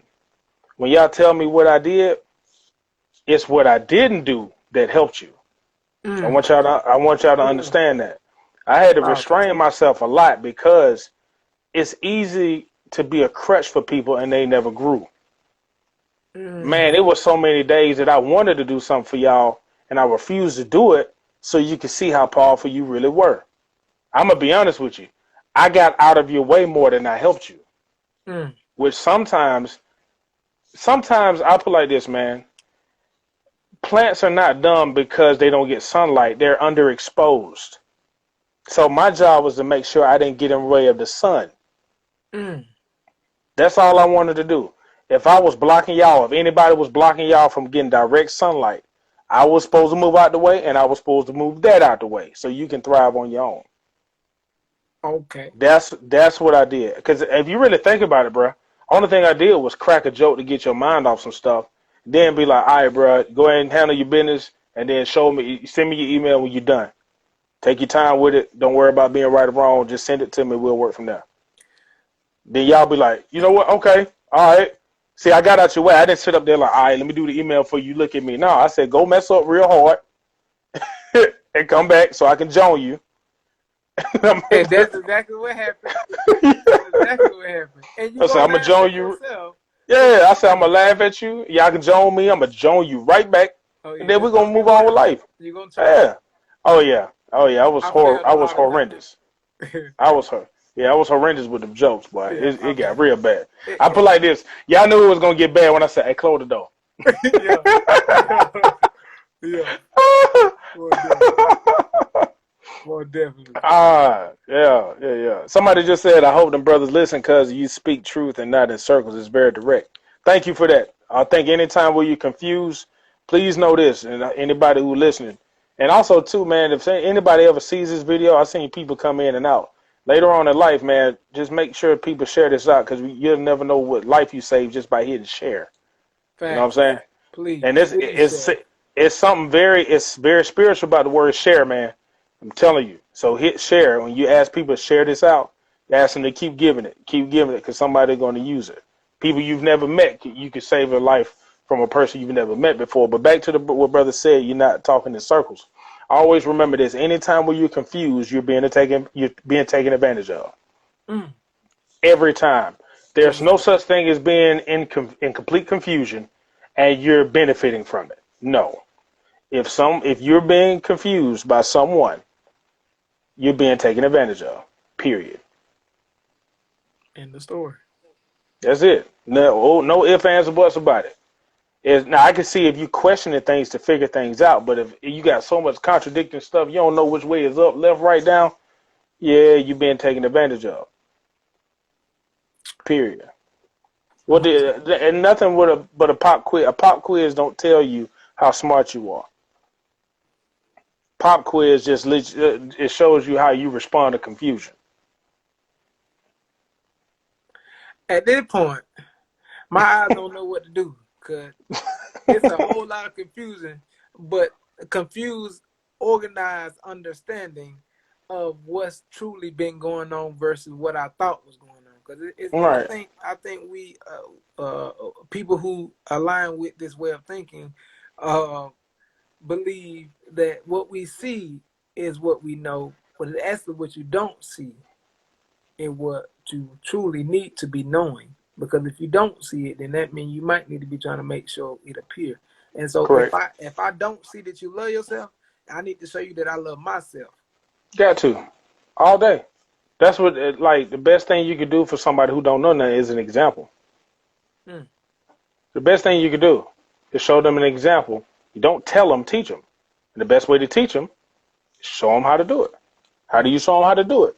By being consistent and genuine. Period. You know, I'm not going to tell you to do better. I'm going to teach you how to do better. Because I'm going to be at the reason why we don't have an education system is because we got a whole bunch of tellers and not enough teachers. We tell kids what to do. I remember one time, man, when I was mentoring these kids last year, right before the pandemic happened, I had one young kid. He was on so much medication. He wasn't a bad kid. He was just on too much medication. So he was all over the place, and he was like, he has a behavior issue. I said, no, ma'am, he has a blood pressure issue. Yeah, I got him on so much medication, he don't know what to do. Hello. So when I asked him, I said, have a seat for me. And he didn't respond. I said, hold on for a second. Do you know how to control yourself? He said, actually, no, I don't. I said, bro, y'all give him a round of applause because ain't nobody finna really admit that. He said, no, I have no idea. He said, people been telling me to control myself all my life, and I don't know what the hell they talking about, Mr. Chris. That's what he said. That's somebody just being real. Yeah, he said, bro, everybody, he said, people just been telling me to do stuff, and I be like, all right, and they keep yelling, and I tried again, but ain't nobody showed me how to control myself.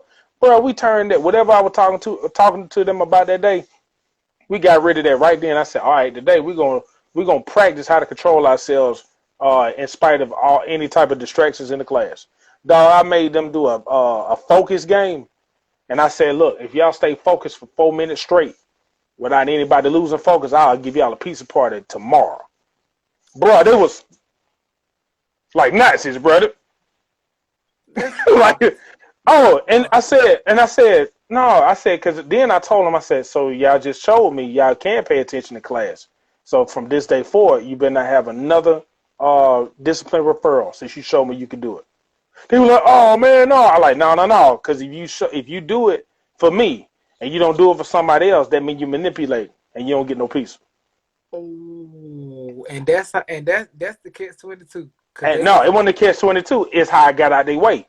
Remember, if I would have collared them and gave them pieces just for doing it for 4 minutes, I didn't trick them. I just demanded them to do it for 4 days instead of for 4 minutes.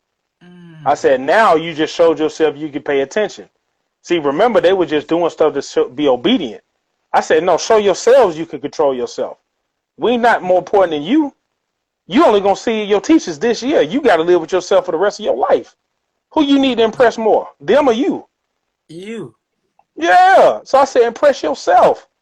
Go 4 days without acting out and being rude and stuff like that. Yeah, I know your teacher. I know you don't like your teacher. She don't like you. Y'all didn't sign a contract to like each other. I'll never tell you got to like your teacher. But I want you to control yourself. You shouldn't be falling for the things she say to you. You should report her instead of talking back to her.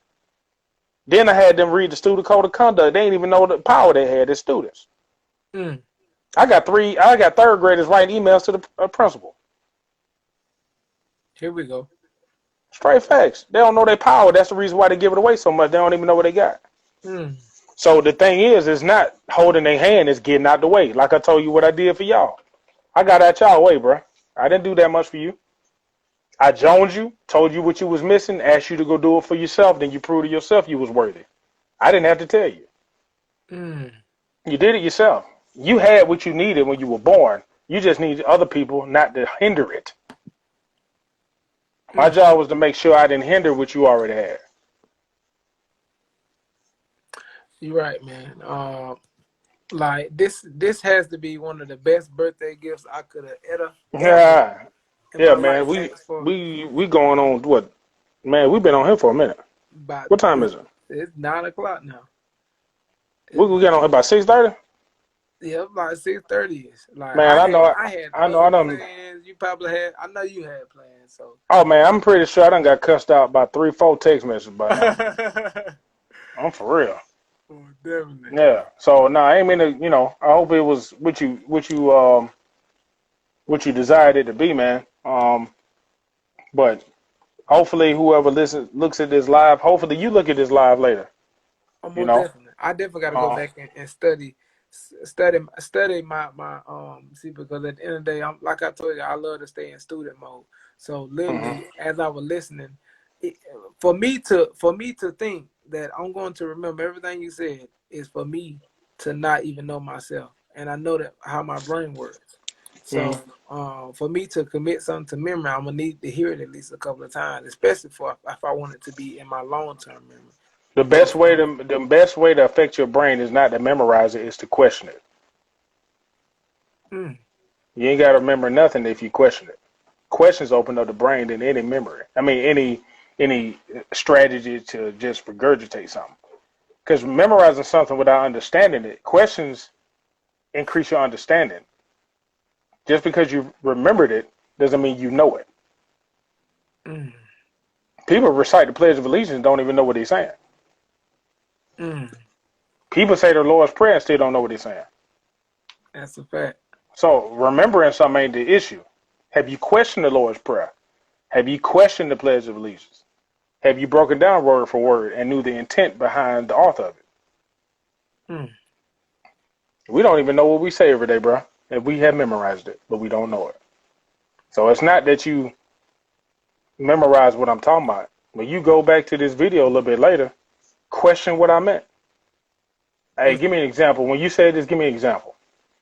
You ain't got to remember nothing. Question everything. Live your life. Mm. Yeah. And on that note, I'm gonna wrap it up like this. If y'all really like what y'all heard, if y'all really want to laugh at your own pain, he's the reincarnated version of the comedy skit that Kevin Hart put out. Laugh at your own pain. Uh, Yeah. Most definitely. I definitely just had me a live show from the one and only, Yeah. live from upstairs, bro, man, from the fifth floor, Fifth floor. from the fifth floor. He made me laugh. He made me introspect and really think. He literally made me go back and think about some of the past hurts that I had, the ones that I wanted to forget was the same ones that I needed to remember to heal. So thank you for that. This is more than what I thought I was gonna get. I didn't expect this. I didn't come in with really too many big expectations, but because I know who Right. you are, and I know that Right. I know that you like a tennis ball. Once you get thrown, you're gonna come quick. So whatever Man, happens, I ain't know just where you happen. were going with that tennis ball analogy, because you the first dude that ever told me, man, Big Chris, you a tennis ball. Like, all right, bro. If you want to join on live, man, just tell me. Like, just, Hey, just be honest. But yeah, just be honest. but yeah. So basically, what I was getting at is that you just come like when you say what you say, it hits my mind quick, and I don't know how. I might not necessarily know how to serve it back to you, but it really hits me in such a way that I receive it. And so, Good. shout out to you for that. Shout out to you for being probably the best birthday gift I ever had in my life. Every Damn. single toy, every single toy I ever got in my life meant nothing. I couldn't tell you the first toy I ever got because it didn't matter. This is what matters to me the most is growing Right. within myself. That's what matters most. I realize this.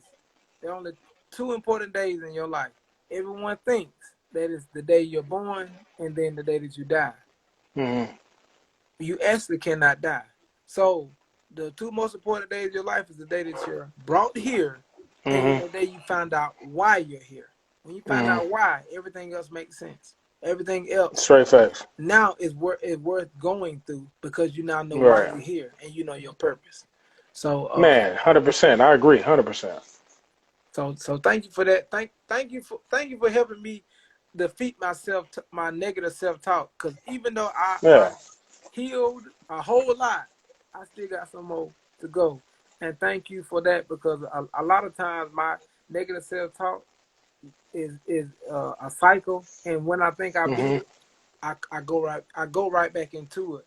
But like I say, just going back in remembrance of how all those talks you had, you got out my way. Literally, you just did the same thing you've been doing my whole life. Yeah. which I'm just is supposed to remove. get. I'm removing. The only thing I do is remove barriers. I get out your way.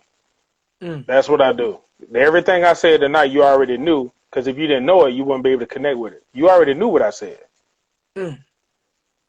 Yeah, I Yeah. didn't tell you nothing new. I just said it in a way that it removed blockage. That's Mm, what I do. I'm literally an offensive lineman for life.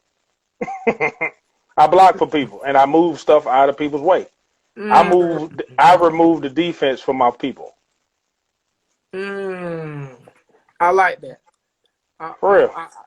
I I truly believe that the way that I'm headed, I'm in the same footsteps of you as far as trying to be a offensive lineman to try to remove the barriers because I'm tired of people suffering, whether it be my people or anybody. If you don't want Mm-hmm. to suffer, let me help you get out your own way because, like I said, I know that people are in their own way because I was in my own way. A lot of things that I suffered in my life was because of the things that I went and let go of. Literally, Mm-hmm. if I got a teddy bear, right? There's a meme of this teddy bear, this little girl with a teddy bear, and God and Jesus standing behind her with a bigger teddy bear. If I had just got enough courage to turn around and look and say, okay, God, let me see what you got, I would have had something better. But I was so busy stuck on what I thought I had, which was absolutely nothing. So thank you for that. Thank you for helping me to regain my courage within myself to actually question life, question myself, hold other people accountable for the hurt that they have, and don't allow them to throw their energy or their insecurities off of Mm-hmm. me because that's not my job, and I ain't got no money to afford that bill that you trying to make me pay. Send the bill back, and then if they don't want to take it back, who's your manager? Let me talk to your manager, because at Yeah, the end of the day, because I I can't ain't. talk. You can't talk to them no more. If they don't want to take back the bill they gave you out of spite, you don't need to talk to them. You talk to their manager. Mm, Who hurt you? Because you ain't finna put it on me. You tell me who hurt you. I'll talk to them. mm. Well, okay. Let me ask you this: how do you talk to people who, when you have this conversation of trying to get out of their way to help them to see that they in their own way, and they Mhm. say, "Oh, I'm not hurt," or "Oh, no, that's not why I did that." How do you approach those type of situations? You People, bring up you ask them what their intent behind the stuff that they actually do. Because mm, a lot of people who are afraid to grow, they will try to convince you that they've grown, but in the whole time being in the same place. So I'm gonna give you an mm, example. If they sit up there and say, "Oh no, man, I ain't holding on to no baggage," and I say, "Oh, okay," well then I thought you just said you said that other person brought up some things from the past. Well, yeah, I said, well, you just contradicted yourself. So how is that different? So you question the perception. mm, See, people tell you anything. See, we all have been taught how to lie to get by. That's our culture. Lie mm. until people leave you alone, and then get you some peace, and then when they come back again, develop another lie, and hopefully they'll leave you alone. When Well, actually the truth will stand on its own. You tell the truth once, you can go get you some rest. You'll never have to tell another lie again if you just tell the truth. A lot of people don't understand the truth will set you free. A lot of people then question free from what? yourself. Not only that, the truth will set you free from a plethora of things, a Mm, lot of things. If you would just stop lying.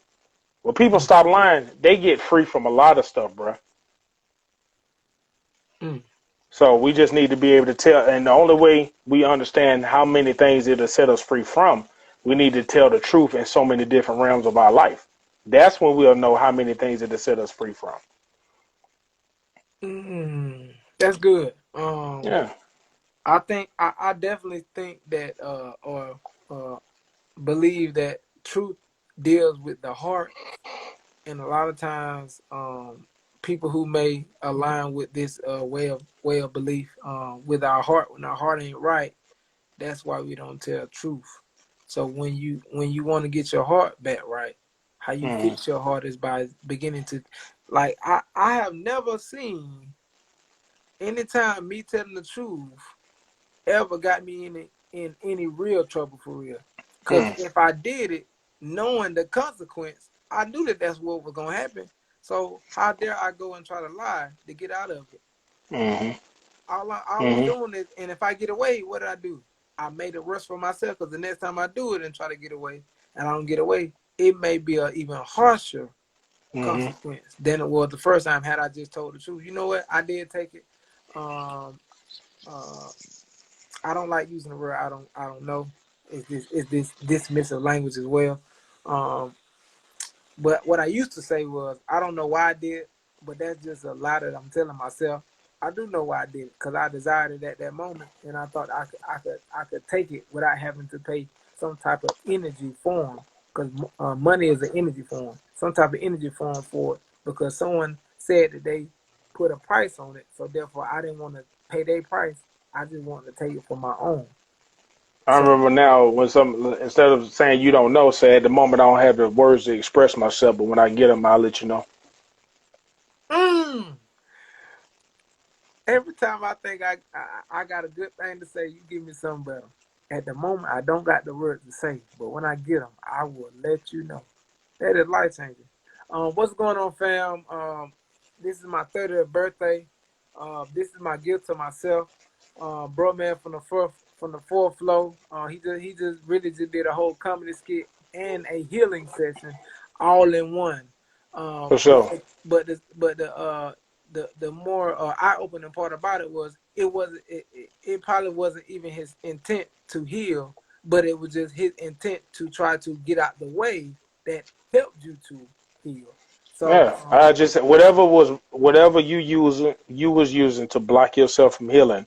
Hopefully, I blocked it. I push it out of your way today, so you could do your own work. mm, Because I didn't do anything for you today other than get out of your way. mm.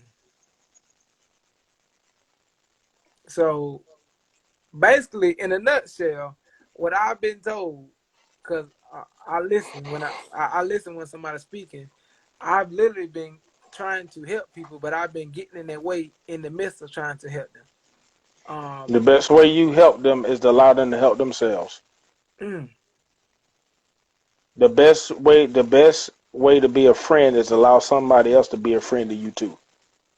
mm, Friendship ain't a one way street. When you ship something, it goes from one place to the next. Friendship travels. It's supposed to go from one person to the next all day. that's right. The ship's supposed to go back and forth, back and forth, back and forth. It's not supposed to just be sent to one way that you'll never see the ship again. You're right. Once it sets sail, it embarks on a journey to end at Mm-hmm. some destination. So Mm-hmm. um so yeah. So, Uh so I wanted to let people know how to find me and stuff like that and how to support. yeah, go ahead, more definitely. Yeah, man. So for people who benefited from anything that they heard tonight, you can DM me directly at Manhood Mindset on Instagram and my Manhood Mindset on Twitter. I do consultations for individuals, couples, and entire families. So anybody who just want honest conversations to build something that they think was broken, or they just want to, eliminate a barrier or eliminate some confusion in their life, I will help them. I can help anybody with a heartbeat. It doesn't matter your profession. It doesn't matter your religious background. It doesn't matter if you're single or married or dating. Anything dealing with communication, I can definitely help you out. Yes, sir. Um, What's up, man? and also too, I'm mentoring. If you got any kids that would like some mentoring or could benefit from mentoring, I will be doing mentoring sessions, especially over the break, because I know a lot of kids were busy during the year. So if they, any parents want to set up any consultations, I will, I'll work with your budget. Right now, I'm doing since it's Christmas time, I do one session, hour session for $50, but I'll do three for 100. So right now, that's helping a lot of people who didn't have the money up front. So um, you can reach out to me at manhoodmindset.com. Fill out one of the questionnaires. It'll send me a direct email, and I'll reach out to you to set something up. And we can do everything on Zoom since everything is virtual. You know what I mean? So there's that. Also, too, man, I seen my homeboy Nick on here earlier, the one NH. Nick actually is one of the people that helped me start the business with a lot of the flyers that you see, a lot of the people that I've been interviewing, Nick did all of the graphics and all of that stuff, man. So shout out to Nick. Y'all need to reach out to him for any type of graphic design and all of that good stuff. If y'all ever interested in that, he's at the One in H on Instagram. So holla at him too. Appreciate you, Nick. Okay. So yeah, hey man, for real, when I tell y'all I do not get on social media for real, especially on my birthday. Your birthday is about you. Like how selfless is it to get on the call and bring somebody else on the call for you? That's selfless. So Mm. with that being said,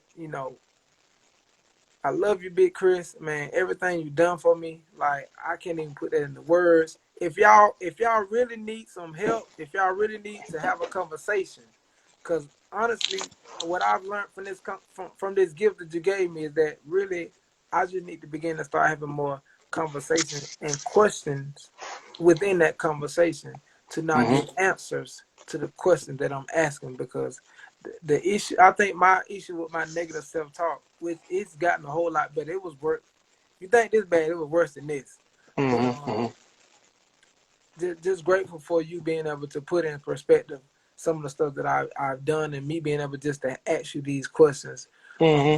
And you taking this time out of your busy schedule to do what you did. So y'all, if y'all really need some help, y'all go follow him. You said Manhood Mindset. Yeah, Is it? Manhood Mindset on Instagram and Twitter. I'm on Facebook, Christopher Pugh. And they can go to manhoodmindset.com. Manhoodmindset.com. Okay, so shout out to you.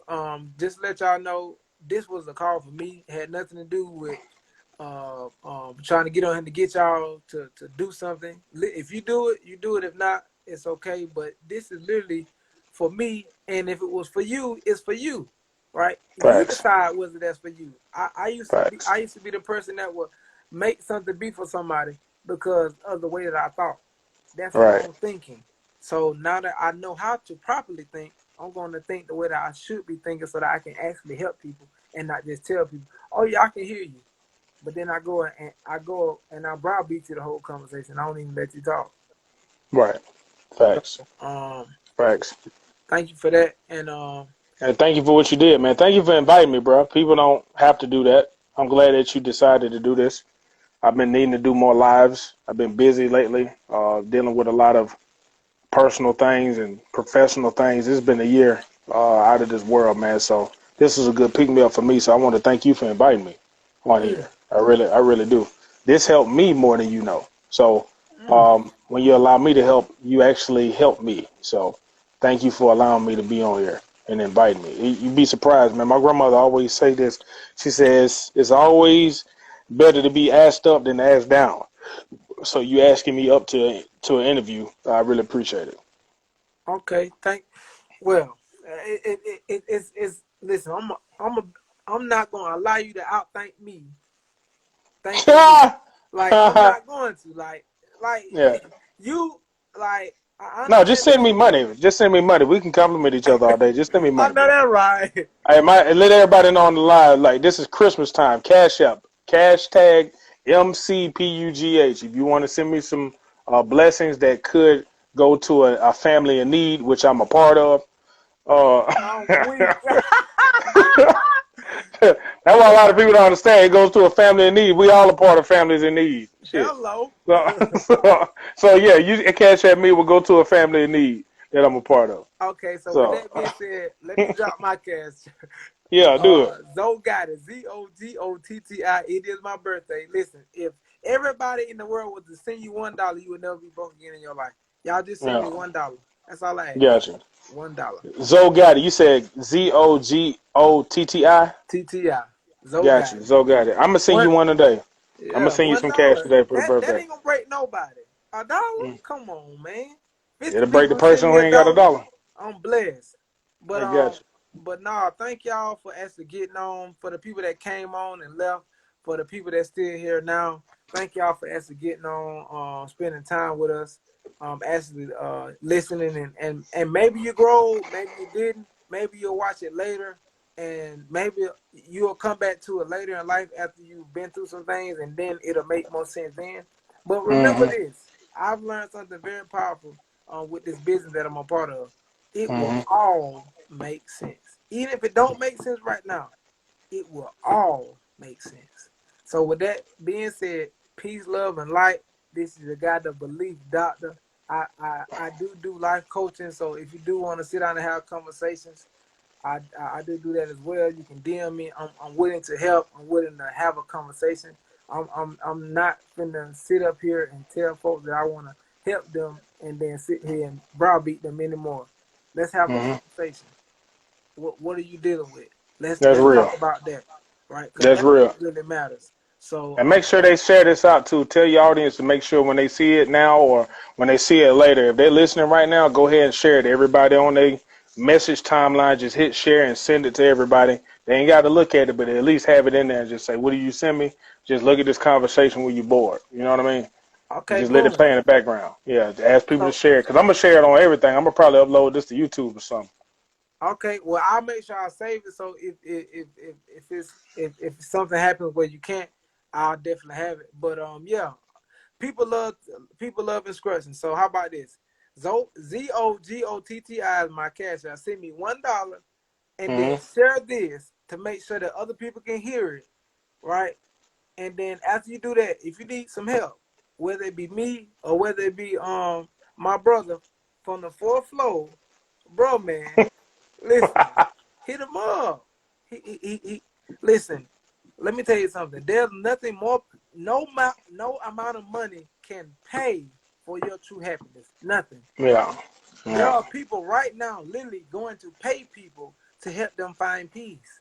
They're willing to give any amount of money in their bank account for it. So if Yeah. someone is freely giving you peace, get it. Please get it. They Because say that's the hardest thing. true money is the things that money can't buy. That's true money. Because when you was born at birth, what did you care about? Yep. Yeah, Not too make much sure of that. anything. Nope. So, That's it. So, but I appreciate you, that brother. I'm gonna get on, man. I'm pretty sure I'm pissed off at least 10 people. Uh, oh minimum. Lord. Well, Well, we ain't gonna speak that into existence because if you speak things that be not as though they were, they become. So oh no, I don't mind pissing them off. So they good.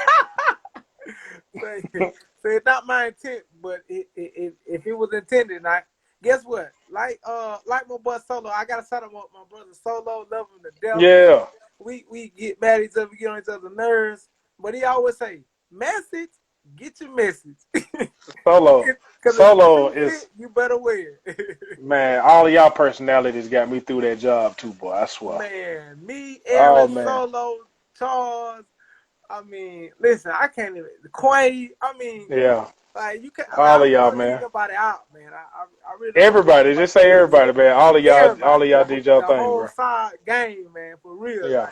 Yeah. Like we helped each other get through some tough times, man. For real, for real. My And dress sense 100%, elevated from and that. and 100% graduation rate. Oh, I ain't gonna never forget that. Everybody who came Man, through side graduated. Everybody. facts. We did. Everybody, bro. Can't nobody say that. 3.0 GPA average, 100% graduation rate. We were killing the game. And Trust and that and I, and and believe. if like you said earlier about when it was going away, that part was one of the main reasons why it went away because dang, this actually works. Oh, let us. Oh, yeah, man. You ain't finna listen. You was supposed. I'm gonna say this, and then we're gonna get off, man. You be Okay. surprised, man. Your face and your presence, if it ain't um, if it ain't about purpose, it's about marketing. Y'all were being marketed. You were just supposed to benefit from the marketing. But when y'all was going above and beyond what they expected of you, that was a problem. Mm. Because you were just supposed to, be on the brochure. You weren't supposed to have the benefits. When y'all That, were benefiting from it, oh my lord, it got weird. that's So from there. you already know how it is, man. And it wasn't malicious. Well, some of it was, but it was what it was. And honestly too, when people see, y'all graduating and moving on up in life, everybody ain't too keen on that, bro. Everybody wasn't on y'all squad. They smiled in your face, man, but they wasn't really rooting for you like that. And that's why I'm Mm. glad that y'all didn't take, and I was knee deep in it, so I couldn't even protect you. And Yeah. honestly, I didn't want to. Y'all needed to work for it and make sure you knew what the truth was. And then y'all could take this on for the rest of your life and teach your kids the truth. Period. Wow. All right. So, but I'm proud of you, brother. You always did what you did. Let's keep this going. Let's do this again sometime. All right. Definitely. We set a time the first time, but the Yeah, we next did. time for real, we gonna stick to our time because Yeah. You you say this did supposed to be 20 minutes. This went to what 3 hours. I'm trying to tell you, quick, fast, and Yeah. hurry. But Yeah. I We might love it. need to turn this into drink champs. Hey, listen. I'll be drinking alkaline water because I am an Yeah, yeah, yeah. alkalist. But Yeah. Yeah. yeah. Bud Light make alkaline water too. But I mess it's, with you. I it's mess it's a with you. little browner than normal, I huh? know it. Yeah, yeah, yeah, yeah, yeah. The tap. But no, thank you, man. Much love. Happy birthday. I'm finna cash app you some stuff, right? You said Zoe got it, right? Yeah, So I'm gonna cash so app you some birthday stuff right now. Everybody, Zoe got it. Cash tag Zoe got it. Happy birthday, Zoe, man. Appreciate the call, bro. hey man, appreciate you and yeah man, y'all do that and love yourself. That's what I want to leave y'all with. Love yourself. Peace. All right, y'all. Peace, love, and light.